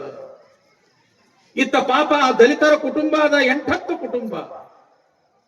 ಆ ಹುಡುಗನನ್ನ ಕೈಕಾಲು ಕಟ್ಟಿ ಎಳ್ಕೊಂಡು ತಂದು ಒಗದಾರ. ವಿಲಿ ಒದ್ದಾಡಕತ್ತಾನ. ನನ್ ತಪ್ಪಾಯ್ತ್ರಿಪ್ಪ, ಇನ್ನು ಮುಂದೆ ನಾ ಅಂತದ್ ಮಾಡೋದಿಲ್ಲ. ನನ್ನ ಕಿವಿಯೊಳಗ ಕಬ್ಬಿಣದ ರಸ ಹಾಕಕ್ ಹೋಗ್ಬೇಡ್ರಿಪ್ಪ, ನಾ ಸತ್ ಹೋಗ್ತೀನಿ ಅಂತಾನ. ಆದ್ರೂ ಕೂಡ ಕೇಳೋರಿಲ್ಲ. ಕಬ್ಬಿಣದ ರಸ ಕಿವಿಯೊಳಗ ಹಾಕಿದ್ರ ಹೆಂಗ ಇವ ಒದ್ದಾಡ್ತಾನ, ಹೆಂಗ ಸಾಯ್ತಾನ ನೋಡಾಕಂತ ತಿಳ್ಕೊಂಡು ಸಾಕಷ್ಟು ಜನ ಕೂಡ್ಯಾರ. ಆದ್ರ ಅಗ್ರಹಾರದ ನಾಯಕನಾಗಿರ್ತಕ್ಕಂಥ ಮಾದರಸ ವಿಚಾರ ಮಾಡಕತ್ತಾನ. ಪಾಪ ಈ ಹುಡುಗ ಅಂತೇನು ತಪ್ಪು ಮಾಡ್ಯಾನ? ಕಬ್ಬಿಣದ ರಸ ಇವನ ಕಿವಿಯೊಳಗ ಹಾಕ್ಬೇಕಲ್ಲ. ಶಿವ, ಇದು ಎಂಥ ಅನ್ಯಾಯ ಅಂತ ತಿಳ್ಕೊಂಡು ಮನಸ್ಸಿನೊಳಗ ವಿಚಾರ ಮಾಡಕತ್ತಾನ. ಆದ್ರ ನರಸಿಂಹ ಪೆದ್ದಿ ಮಾತ್ರ ಈ ಶಿಕ್ಷೆ ಆಗಬೇಕು ಅಂತ ತಿಳ್ಕೊಂಡು ಹಠ ಹಿಡ್ದಾನ. ಸಮಯ ಆತು, ಬೇಗ ಕಬ್ಬಿಣದ ರಸ ಕಿವಿಯೊಳಗ ಹಾಕ್ರಿ ಅಂತ ತಿಳ್ಕೊಂಡು ಯಾವಾಗ ಆ ಸಭೆಯೊಳಗ ಆಜ್ಞೆ ಆತೋ, 4-6 ಮಂದಿ ಆ ಕೇತನನ್ನ ಹಿಂಗ ಹಿಡಿದಾರ ಗಟ್ಟಿಯಾಗಿ. ಕಬ್ಬಿಣದ ರಸ ಹತ್ತಿರ ತಗೊಂಡು ಬಂದಾರ. ಇನ್ನೇನು ಕಿವಿಯೊಳಗ ಹಾಕಬೇಕು ಅನ್ನುವಷ್ಟರಲ್ಲಿ ಒಬ್ಬ ಓಡೋಡಿ ಬಂದು ಮಾದರಸನ ಕಿವಿಯೊಳಗ ಏನೋ ಹೇಳಿದ್ದೇ ತಡ. ಮಾದರಸನ ಮುಖ ಹಿಂಗ ಅರಳಿ ಬಿಡುತ್ತೋ. ಇನ್ನೇನು ಕಿವಿಯೊಳಗ ಕಾದ ಕಬ್ಬಿಣದ ರಸ ಹಾಕ್ಬೇಕನ್ನಕತ್ತಿದ್ರು. ಅವರಿಗೆ ಮಾದರಸ ಅಂತನ, ಈ ಶಿಕ್ಷೆ ರದ್ದಾಗಲಿ, ಈ ಶಿಕ್ಷೆ ರದ್ದಾಗಲಿ. ನರಸಿಂಹ ಪೆದ್ದಿ ಕೇಳ್ತಾನ, ಯಾಕ ಮಾದರಸ, ಈ ಶಿಕ್ಷೆ ಯಾಕ ರದ್ದಾಗಬೇಕು? ಆವಾಗ ಮಾದರಸ ಅಂತನ, ಒಂದು ಸಂತೋಷದ ವಾರ್ತೆಯನ್ನ ಕೇಳಿದ ನಂತರ ಪಾಪ ಒಬ್ಬ ಬಡವನಿಗೆ ಶಿಕ್ಷೆಯನ್ನ ಕೊಡೋದು ಅದು ಅನ್ಯಾಯ ಆಗ್ತದ, ಅದಕ್ಕೆ ಈ ಶಿಕ್ಷೆ ರದ್ದಾಗಲಿ. ಅಂತ ಸಂತೋಷದ ಸುದ್ದಿ ಏನಾಯ್ತು ಮಾದರಸ? ಏನಿಲ್ಲ, ಅಪರೂಪಕ್ಕ ನನಗ ಗಂಡು ಮಗು ಹುಟ್ಟ್ಯಾದ ಅಂತ ತಿಳ್ಕೊಂಡು ಈಗ ನಮ್ಮ ಆಳು ಬಂದು ಹೇಳ್ಯಾನ. ಅಪರೂಪಕ್ಕೆ ಹುಟ್ಟಿರ್ತಕ್ಕಂಥ ಗಂಡು ಮಗು ಅದು. ಯಾವಾಗ ಗಂಡು ಮಗು ಹುಟ್ಟದ ಆ ಸುದ್ದಿ ಕೇಳಿದ್ರೆ ಸಾಕು, ಗೋದಾನ, ಭೂದಾನ, ಸುವರ್ಣದಾನ ಅಂತ ತಿಳ್ಕೊಂಡು ಊರಾಗಿರ್ತಕ್ಕಂಥ ಜನರಿಗೆ ಸಿಹಿಯನ್ನ ಹಂಚಬೇಕು. ಆ ಸಿಹಿಯನ್ನ ಹಂಚತಕ್ಕಂತ ಸಮಯದೊಳಗ ಒಬ್ಬನಿಗೆ ಇಂಥ ಶಿಕ್ಷೆ ಕೊಡುವುದು ತಪ್ಪಾಗ್ತದ, ಅದಕ್ಕೆ ಈ ಶಿಕ್ಷೆ ರದ್ದಾಗಲಿ ಅಂತ ತಿಳ್ಕೊಂಡು ಯಾವಾಗ ಅಂದ, ಶಿಕ್ಷೆ ರದ್ದಾತು. ಅಂದು ಹುಟ್ಟಿರ್ತಕ್ಕಂಥ ಮಗು ಬೇರೆ ಯಾರು ಇರಲಿಲ್ಲ, ಆತನೇ ವಿಶ್ವಗುರು ಬಸವಣ್ಣ. ಹುಟ್ಟಿದ ದಿನದಿಂದಲೇ ದೀನ ದಲಿತರನ್ನ ಉದ್ಧಾರ ಮಾಡ್ತಾನೆ ಹುಟ್ಟಿದಾತ ಬಸವಣ್ಣ. ಯಾವಾಗ ಮಗು ಹುಟ್ಟ್ಯಾದ ಅಂತ ತಿಳ್ಕೊಂಡು ಸುದ್ದಿ ಗೊತ್ತಾತು ಮಾದರಸನಿಗೆ. ಕುದುರೆಯನ್ನ ಹತ್ತಿ ಎಲ್ಲಿಗೆ ಬಂದ? ಇಂಗಳೇಶ್ವರಕ್ಕೆ ಬಂದ ಮಾದರಸ. ಮನೆಗೆ ಬಂದ, ಹೆಂಡತಿಯ ತವರು ಮನೆಗೆ ಬಂದ. ಗಂಡು ಮಗು ಹುಟ್ಟ್ಯಾದ, ಎಲ್ಲರೂ ಸಂತೋಷದಿಂದ ಇರ್ತಾರಂತ ತಿಳ್ಕೊಂಡಿದ್ದ. ಆದ್ರ ಎಲ್ಲರ ಮುಖಗಳು ಕೂಡ ಬಾಡಿ ಬಿಟ್ಟಾವ. ಕುದುರೆ ಇಳಿದು ಬಂದು ನೋಡ್ತಾನ, ಎಲ್ಲರ ಮುಖಗಳು ಕೂಡ ಬಾಡಿ ಬಿಟ್ಟಾವ. ಮಾತಾಡಿಸ್ತಾರ, ಎಲ್ಲರೂ ಅಷ್ಟು ಚೆನ್ನಾಗಿ ಮಾತಾಡವಲ್ರು. ಯಾಕ ಅಂತ ತಿಳ್ಕೊಂಡು ಆ ಹೆಂಡತಿ ಇರತಕ್ಕಂತ ಕೋಣೆಗೆ ಬಂದ ಮಾದರಸ. ಪರ್ಸದ ಮೇಲ ಮಲ್ಕೊಂಡಿದ್ದಾಳೆ ಯಾರು? ಮಾದಲಾಂಬಿಕೆ. ಪಕ್ಕದೊಳಗೆ ಗಂಡು ಮಗು ಅದ. ಹೆಂಡತಿಯ ಕಣ್ಣೊಳಗ ನೀರದಾವ. ಸುತ್ತೆಲ್ಲ ಜನ ನಿಂತಾರ. ಯಾಕಂತ ಕೇಳ್ತಾನ ಮಾದರಸ. ಅವಾಗ ಅಲ್ಲಿರ್ತವ್ರಂತಾರ, ಮಾದರಸ ಅಪರೂಪಕ್ಕೆ ಗಂಡು ಮಗು ಹುಟ್ಟ್ಯಾದೇನೋ ಖರೆ, ಆದ್ರ ನೋಡು ಹೆಂಗ ಕಲ್ಲು ಬಿದ್ದಂಗ ಬಿದ್ದ. ಹುಟ್ಟದ ಕೂಡಲೇ ಅಳಲಿಲ್ಲ, ಕಣ್ಣು ತೆರಲಿಲ್ಲ, ತಾಯಿ ಎದೆ ಹಾಲು ಮುಟ್ಟಲಿಲ್ಲ, ನಿಸ್ತೇಜವಾಗಿ ಬಿದ್ದದು ಅಂತ ತಿಳ್ಕೊಂಡು ಯಾವಾಗ ಮಾದರಸನಿಗೆ ಹೇಳಿದ್ರು, ಆವಾಗ ಆ ವೈದ್ಯರನ್ನ ಕರೆಸ್ರಿ, ಈ ವೈದ್ಯರನ್ನ ಕರೆಸ್ರಿ, ಆ ಜ್ಯೋತಿಷಿಗಳನ್ನ ಕರೆಸ್ರಿ, ಅಂಥ ರಾಯರನ್ನ ಕರೆಸ್ರಿ, ಇಂಥ ರಾಯರನ್ನ ಕರೆಸ್ರಿ ಅಂತ ತಿಳ್ಕೊಂಡು ಏನೆಲ್ಲ ಉಪಚಾರ ಮಾಡಿದ್ರು ಕೂಡ ಮಗು ಕಣ್ಣು ತೆರಿಲಿಲ್ಲ, ತಾಯಿಯ ಎದೆ ಹಾಲನ್ನು ಮುಟ್ಟಲಿಲ್ಲ. ಇದೇ ಸಮಯದೊಳಗ ಮನೆಗೆ ಒಬ್ಬ ಶಿವಯೋಗಿ ಬಂದ. ಕಾಲಲ್ಲಿ ಆವುಗೆಯನ್ನು ಮೆಟ್ಟಿಕೊಂಡಿರ್ತಕ್ಕಂಥ ಒಬ್ಬ ಶಿವಯೋಗಿ ನೇರವಾಗಿ ಆ ಮಾದರಸನ ಮನೆಗೆ, ಅಂದ್ರೆ ಆ ಮಾದರಾಂಬಿಕೆಯ ಮನೆಗೆ ಬಂದ. ನೋಡ್ತಾನ ಮಾದರಸ ಅವರನ್ನ, ಮೈ ತುಂಬ ಕಾವಿ ಬಟ್ಟೆ ಅದಾವ, ನೀಳವಾಗಿರ್ತಕ್ಕಂಥ ಜಡೆ, ಗಡ್ಡ, ಮೀಸೆ, ಕೊರಳೊಳಗ ರುದ್ರಾಕ್ಷಿ ಲಿಂಗ, ಕೈಯಲ್ಲಿ ಕಮಂಡಲ ಯೋಗದಂಡ, ಓಂ ನಮಃ ಶಿವಾಯ್, ಓಂ ನಮಃ ಶಿವಾಯ್ ಅನ್ಕೊಂತ ನೇರವಾಗಿ ಆ ಬಸವ ಮಗು ಮಲ್ಕೊಂಡಿರ್ತಕ್ಕಂಥ ಒಂದು ಕೋಣೆಗೆ ಬಂದ ಕೂಡ್ಲೆ ಆ ಮಗುವಿನನ್ನ ನೋಡ್ತಾರ ಯಾರು? ಬಂದಿರತಕ್ಕಂತ ಶಿವಯೋಗಿಗಳು. ಆ ಮಗುವಿನನ್ನು ನೋಡಿದ ತಕ್ಷಣವೇ, ಏನೋ ಬಸವ ಬಂದೆಯಾ ಬಸವ, ಈ ಲೋಕವನ್ನ ಉದ್ಧಾರ ಮಾಡಕ ಬಂದೆಯನೋ ಬಸವ ಅಂತ ತಿಳ್ಕೊಂಡು ಆ ಮಗುವಿನ ಹತ್ತಿರ ಬಂದು ತಮ್ಮ ಜೋಳಿಗೆಯಲ್ಲಿರ್ತಕ್ಕಂಥ ವಿಭೂತಿಯನ್ನ ತೆಗೆದು ಹಣಿಗೆ ಓಂ ನಮಃ ಶಿವಾಯ್, ಓಂ ನಮಃ ಶಿವಾಯ್, ಓಂ ನಮಃ ಶಿವಾಯ್ ಅಂತ 3 ಸಲ ಹಣಿಗೆ ವಿಭೂತಿಯನ್ನ ಧರಿಸ್ತಾರ. ಕೊರಳಾಗಿರ್ತಕ್ಕಂಥ ಆ ಜೋಳಿಗೆಯಲ್ಲಿರ್ತಕ್ಕಂಥ ಒಂದು ರುದ್ರಾಕ್ಷಿಯನ್ನು ಕೂಡ ಕಟ್ಟುತ್ತಾರ. ಅಷ್ಟೇ ಅಲ್ಲ, ಜೋಳಿಗೆಯಲ್ಲಿರ್ತಕ್ಕಂಥ ಒಂದು ಲಿಂಗುವನ್ನು ಕೂಡ ಆ ಮಗುವಿನ ಕೊರಳಾಗ ಕಟ್ಟಿ ಆ ಮಗುವಿನ ಮಸ್ತಕದ ಮೇಲೆ ಹಿಂಗ ಹಸ್ತವನ್ನ ಇಟ್ಟು ಒಂದು ಕ್ಷಣ ಕಣ್ಣನ್ನ ಮುಚ್ಚಿ ಓಂ ನಮಃ ಶಿವಾಯ ಎಂದು ತಿಳ್ಕೊಂಡು ಹಿಂಗ ಅಂದಿದ್ದೇ ತಡ ಮಗು ಕಣ್ಣು ತೆರೀತು. ಯಾವಾಗ ಮಗು ಕಣ್ಣು ತೆರೀತು, ತನ್ನ ಎದುರುಗಡೆ ಇರ್ತಕ್ಕಂಥ ಈ ಶಿವಯೋಗಿಯನ್ನ ನೋಡಿದ ಕೂಡಲೇ ಒಂದೀಟ ಮುಗುಳ್ನಗೆ ನಕ್ಕು ಗೊಳ್ಳಂತ ತಿಳ್ಕೊಂಡು ಜೋರಾಗಿ ಚಟ್ಟಂತ ಚೀರಿ ಅಳ್ಳಾಕ ಶುರು ಮಾಡ್ತು. ಸುತ್ತಮುತ್ತ ಇದ್ದವರೆಲ್ಲರೂ ನಗಾಕ ಶುರು ಮಾಡಿಬಿಟ್ರು. ಯಾಕ? ಮಗು ಆರಾಮದ. ಹೌದಲ್ರಿವಾ? ಮಗು ಹುಟ್ಟದ ಕೂಡ್ಲೆ ಅದು ಹತ್ರ ನೀವು ನಗತ್ತೀರಿ, ಹೌದೇನಿಲ್ಲ? ಒಂದ್ ವೇಳೆ ಅಳ್ಳಿಲ್ಲ ಅಂತಂದ್ರೆ ನೀವು ಅಳ್ತೀರಿ. ಯಾಕ? ಮಗು ಹುಟ್ಟದ ಕೂಡಲೇ ಅಳಬೇಕು, ಹತ್ರ ಅದು ಆರೋಗ್ಯ ಐತೆ ಅಂತ ಹೇಳಿ ತಿಳ್ಕೊಂಡು, ಹೌದಲ್ರಿ? ಯಾವಾಗ ಇಲ್ಲಿ ಆ ಬಂದಿರ್ತಕ್ಕಂಥ ಶಿವಯೋಗಿ ವಿಭೂತಿಯನ್ನ ಧರಿಸಿ ರುದ್ರಾಕ್ಷಿಯನ್ನ ಕಟ್ಟಿ ಕೊರಳಲ್ಲಿ ಲಿಂಗ ಧಾರಣೆಯನ್ನ ಮಾಡಿ ಆ ಮಗುವಿನ ಮಸ್ತಕದ ಮೇಲೆ ಹಸ್ತವನ್ನ ಇಟ್ಟು ಓಂ ನಮಃ ಶಿವಾಯ ಎಂದು ತಿಳ್ಕೊಂಡು ಉಪದೇಶ ಮಾಡಿದ್ರು, ಅವಾಗ ಕಣ್ಣು ತೆರೀತು. ಇವರನ್ನು ನೋಡಿ ಸ್ವಲ್ಪ ಕ್ಷಣ ನಕ್ಕು ಹತ್ತು ಬಿಡ್ತು. ಅವಾಗಿದ್ದವರಿಗೆಲ್ಲ ಸಂತೋಷ ಆಯ್ತು. ಯಾವಾಗ ಮಗು ಆರೋಗ್ಯ ಅಂತ ತಿಳ್ಕೊಂಡು ಗೊತ್ತಾತು, ಮಾದರಸ ಶಿವಯೋಗಿಯ ಪಾದಕ್ಕೆ ಬಿದ್ದ, ನಮಸ್ಕಾರ ಮಾಡ್ದ, ಎದ್ದು ಕೈ ಜೋಡಿಸಿ ಅಂತಾನೆ, ಯಪ್ಪ ನಿಮ್ಮ ಪುಣ್ಯದಿಂದ ನನ್ನ ಮಗು ಬದುಕಿತು.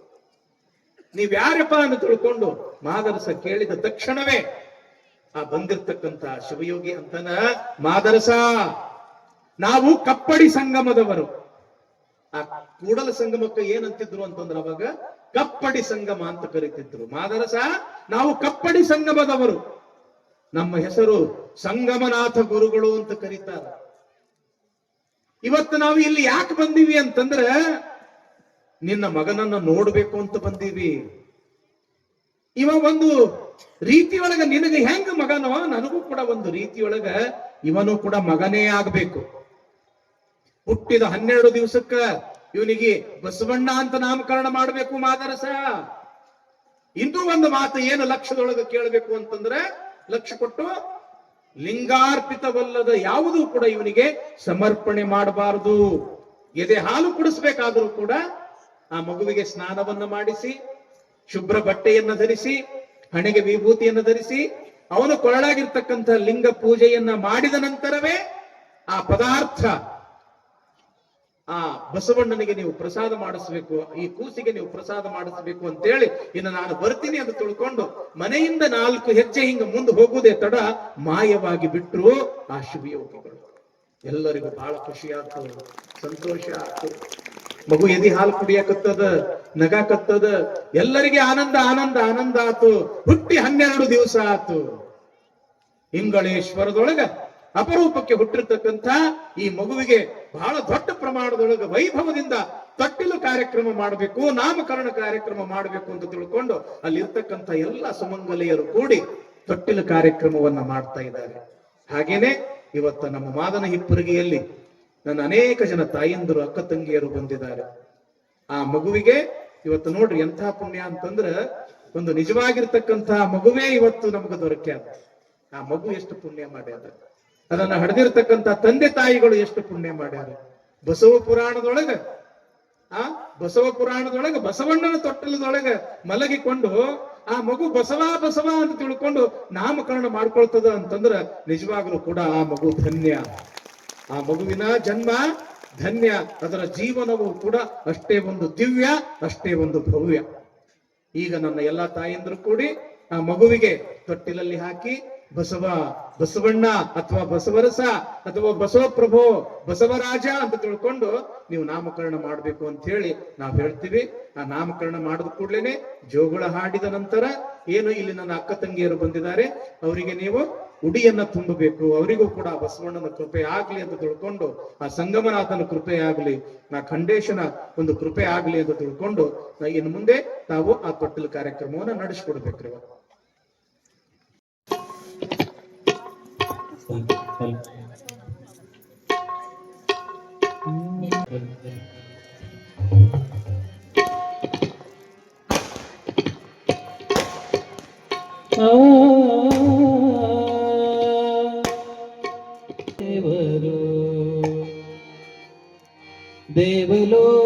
ದೇವಲೋಕದವರಿಗೂ ಬಸವಣ್ಣನೇ ದೇವರು. ಮೇರುಗಿರಿ ಮಂದಾರಗಿರಿ ಮೊದಲಾದ ಕೆಲ್ಲಕ್ಕೂ ಮೇರುಗಿರಿ ಮಂದಾರಗಿರಿ ಮೇರು ಬಸವಣ್ಣನೇ ದೇವರು. ಬಸವಣ್ಣನೇ ದೇವರು. ದೇವಲೋಕದವರಿಗೂ ಬಸವಣ್ಣನೇ ದೇವರು. ಬಸವಣ್ಣನೇ ದೇವರು. ಬಸವಣ್ಣನೇ ದೇವನು.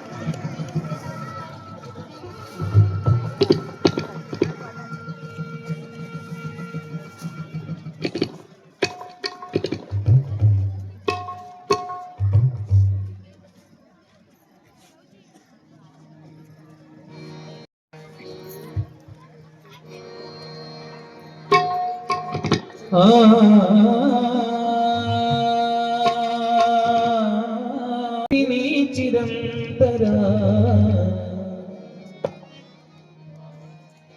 ಹಣೆಯಲ್ಲಿ ಕುಂಕುಮ ಹೆಣ್ಣಿಗದು ಭೂಷಣ. ಹಣೆಯಲ್ಲಿ ಕುಂಕುಮ ಹೆಣ್ಣಿಗದು ಭೂಷಣ. ತಿಳಿಯದೆ ಹೆಣ್ಣಿನ ತಿಳಿಯದ ಹೆಣ್ಣಿನ ಹಾಳಾಯ್ತು ಜೀವನ. ಹಣೆಯಲ್ಲಿ ಕುಂಕುಮ ಹೆಣ್ಣಿಗದು ಭೂಷಣ. ಹಣೆಯಲ್ಲಿ ಕುಂಕುಮ ಹೆಣ್ಣಿಗದು ಭೂಷಣ.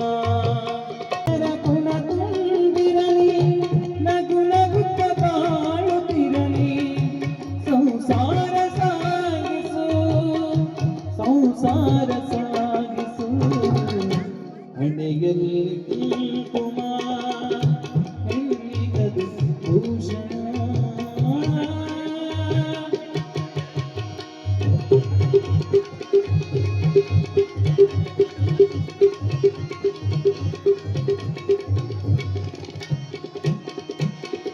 ಅತ್ತೆ ಮಾವರಿಗೆ ನೀನು ಮುದ್ದು ಸೊಸೆಯಾಗಿರಬೇಕು.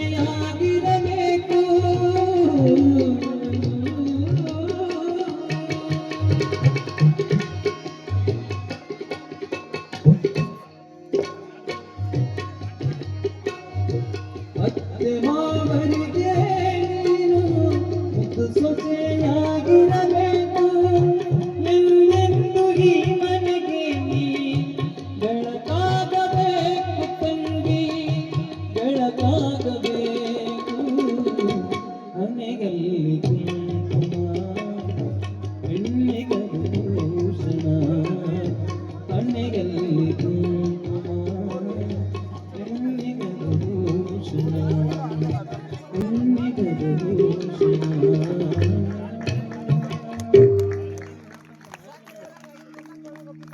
ಇದು ಸ್ವತಃ ಪರಮ ಪೂಜ್ಯರೇ ಅಂದ್ರೆ ಅಭಿನವ ಶಿವಲಿಂಗ ಮಹಾಸ್ವಾಮಿಗಳು ಮತ್ತು ನಮ್ಮ ಶಾಂತವೀರ ಶಿವಾಚಾರ್ಯರು ಆ ಮಗುವಿಗೆ ನಾಮಕರಣವನ್ನು ಮಾಡಲು ದಯಮಾಡಿಸಿದ್ದಾರೆ.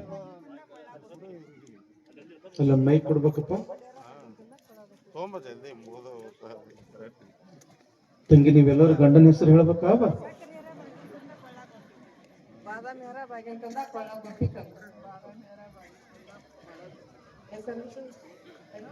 ಅದೊಂದು ಸಂಭ್ರಮರಪ್ಪ. ಬಸವಣ್ಣ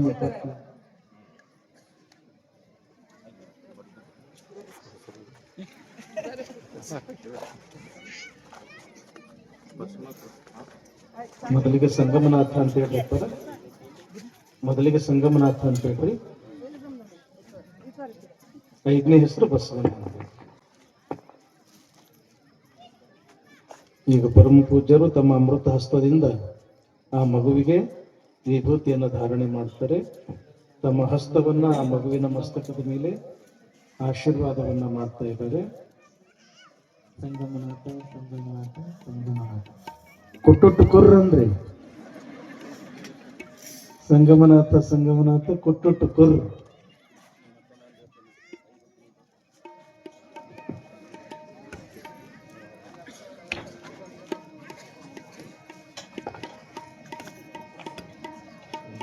ಖಂಡೇಶ್ವರ ಖಂಡೇಶ್ವರ ಕೊರ್ರ. ಮಹಾತ್ಮ ಬಸವೇಶ್ವರ ಮಹಾರಾಜ ಕಿ. ಅಲ್ಲಮ್ಮ ಪ್ರಭು ಅಂತ ಹೇಳ್ರಪ್ಪ. ಅಲ್ಲಮ್ಮ ಪ್ರಭು ಕೊರ್ರ. ಚೆನ್ನ ಬಸವಣ್ಣ ಚೆನ್ನ ಬಸವಣ್ಣ ಕೊರ್ರ. ಕಡೆಯದು ಬಸವಣ್ಣ ಬಸವಣ್ಣ. ಶಿವಯೋಗಿ ಸಿದ್ದರಾಮ ಕೊರ್ರ. ಬಸವೇಶ ಬಸವಣ್ಣ ಕೊರ್ರ. ವಿಶ್ವಗುರು ಬಸವೇಶ್ವರ ಮಹಾರಾಜ ಕಿ. ಈಗ ನಮ್ಮ ಗವಾಯಿಗಳು ಒಂದು ಜೋಗುಳವನ್ನು ಹಾಕ್ತಾರ. ನೀವು ಸ್ವಲ್ಪ ತೊಟ್ಟಲ್ ತಗೋಗ್ರಿ. ತಂಗಿ ಯಾರ್ಯಾರು ಉಡಿ ತುಂಬಿಸ್ಕೊಳ್ಳೋರದಿರಿ ಸ್ವಲ್ಪ ಕೈ ಹಚ್ಚಬೇಕ್ರಿ.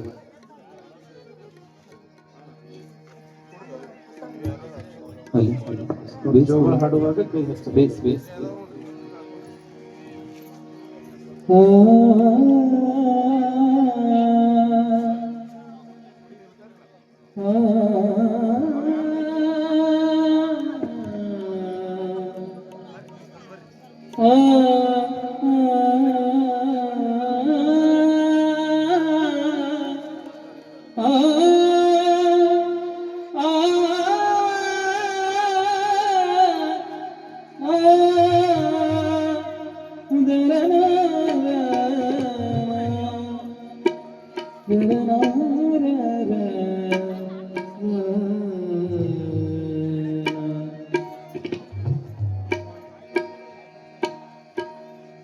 ಮಗನ ತೋಗಿರ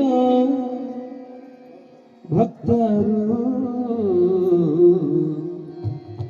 ಮಗನ ತೋಗಿರ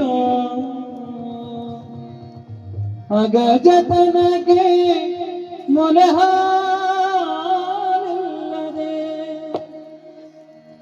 ಜಗಕ್ಕೆ ಕಳುಹಿದಳು ಪುತ್ರನ ಮಗನ ಕೂಗಿರ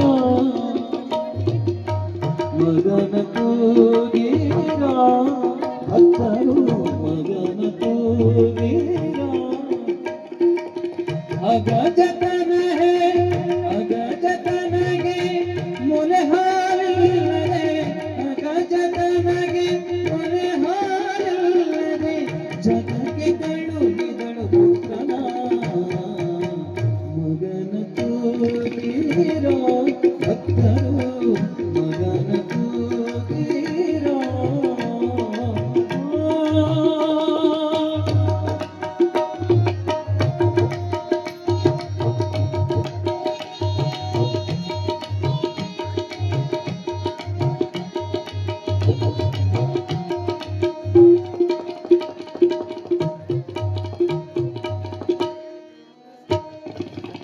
ಭಕ್ತಿರಸವ ಕಣಿಯಲೊಂದು ಭಕ್ತಿರಸವ ಕಣಿಯಲೊಂದು ಶಕ್ತಿವಂತ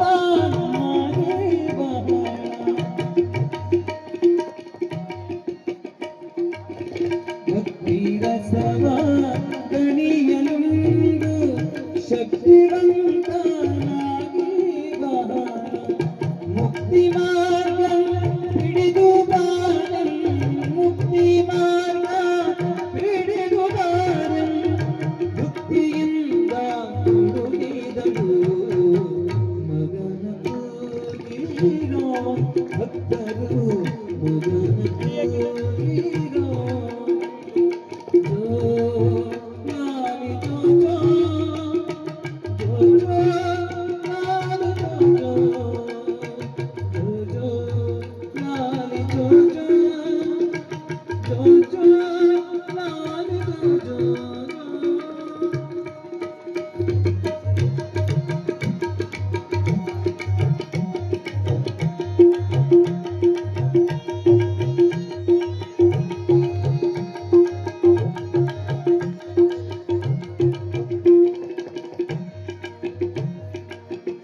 ತಾಯಿ ತಂದೆಗಳನ್ನು ಅಗಲು ತಾಯಿ ತಂದೆಗಳನ್ನು ಅಗಲು ತಾಯ ತಪ್ಪಿ ದರೆಗೆ ಬಂದೆ ತಾಯಿ ತಂದೆಗಳನ್ನು ಅಗಲು ತಾಯಿ ತಂದೆಗಳನ್ನು ಅಗಲು ಪಾಯ ತಪ್ಪಿ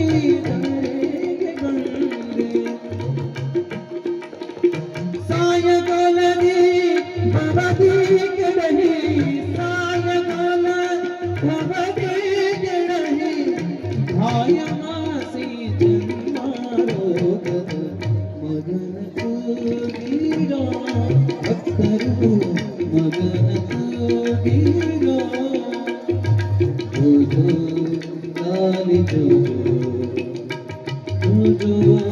ಲಾಲಿ ಜೋಜೋ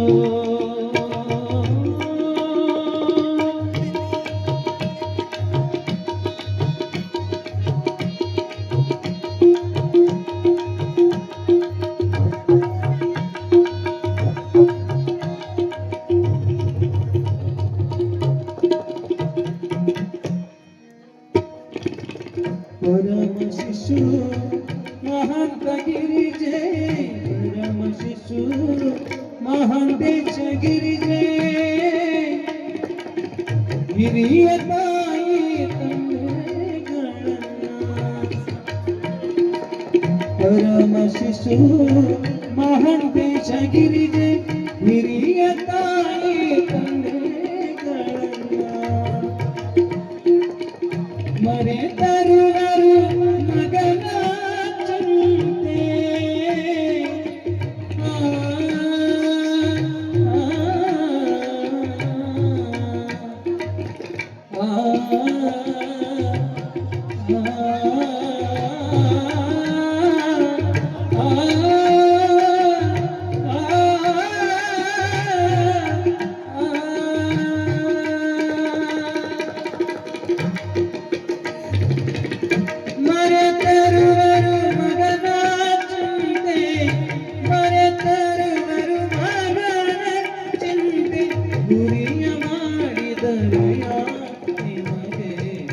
ಮಗನ ಕೂಗಿದ ಭಕ್ತರು ಮಗನ ಕೂಗಿದ ಅಗಜತನಗೆ ಮೊಲೆ ಹಾಲಿಲ್ಲರೆ ಅಗಜತನಗೆ ಮೊಲೆ ಹಾಲಿಲ್ಲರೆ ಜಗಕ್ಕೆ ಕಳುಹಿದಳು ಪುತ್ರನ ಮಗನ ಕೂಗಿದ ಭಕ್ತರು ಮಗನ ಕೂಗಿದ ಭಕ್ತರು ಮಗನ ಕೂಗಿದ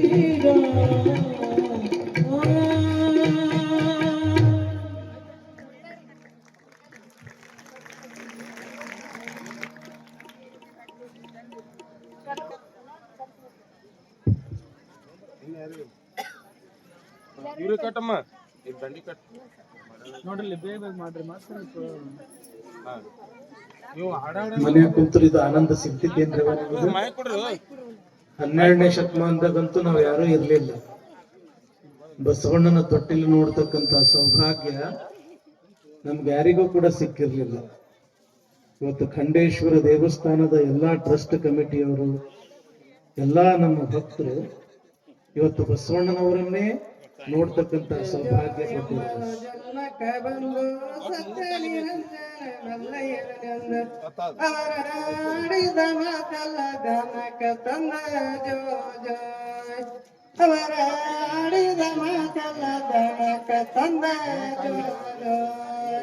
ಶಿವರಾತ್ರಿ ಮಾಸಕನಿ ಶಿವಯೋಗಿ ಸಿದ್ಧರಂತರ ಯಾತ್ರೆಗಾಗಿ ಪಾತಾಳ ಗಂಗೆಯೊಳು ಚೋಳಂಗನಾಗ ಅಲ್ಲಿ ಗಿರಿಗುಡ್ಡ ಹರ ಹರ ಕೂಗಿ ಜೋ ಅಲ್ಲಿ ಗಿರಿಗುಡ್ಡ ಹರ ಹರ ಕೂಗಿ ಜೋ ಕೈಲಾಸ ವಾಸಿವನಿನ ಬಂಗಾರದ ಗುಡಿಯೋ ಬೆಳಗಾವಿಟ್ಟು ಮಂದಿ ಕಣ್ಣಿಲೆ ನೋಡಿ ಅಭಿಷೇಕ ಪೂಜೆಗಳನ್ನು ಹತ್ತಿಲೆ ಮಾಡ ಅಲ್ಲಿ ಹಚ್ಚಿ ನೋಡಿದಾರ ಮೀರಗನ್ನಾಡಿ ಜೋ ಅಲ್ಲಿ ಹಚ್ಚಿ ನೋಡಿದಾರ ಮೀರಗನ್ನಾಡಿ ಜೋ ಗುರು ಸುತ್ತ ಗುಡಿಗಳಂದೆ ಲಿಂಗೇಶ್ವರ ನಾರದ ಕುಮಾರ ಬಾಣಿಯ ಬಲರಾಜು ವಾದಿ ಭಂಡಾರ ಅಲ್ಲಿ ಎದರಿಗೆ ಕುಂತಾರ ಬೆಳಿಬಸೆ ಸೂರಜ ಅಲ್ಲಿ ಎದರಿಗೆ ಕುಂತಾರ ಬೆಳಿಬಸೆ ಸೂರಜ ಬವರಮ್ಮ ಜಗದಮ್ಮ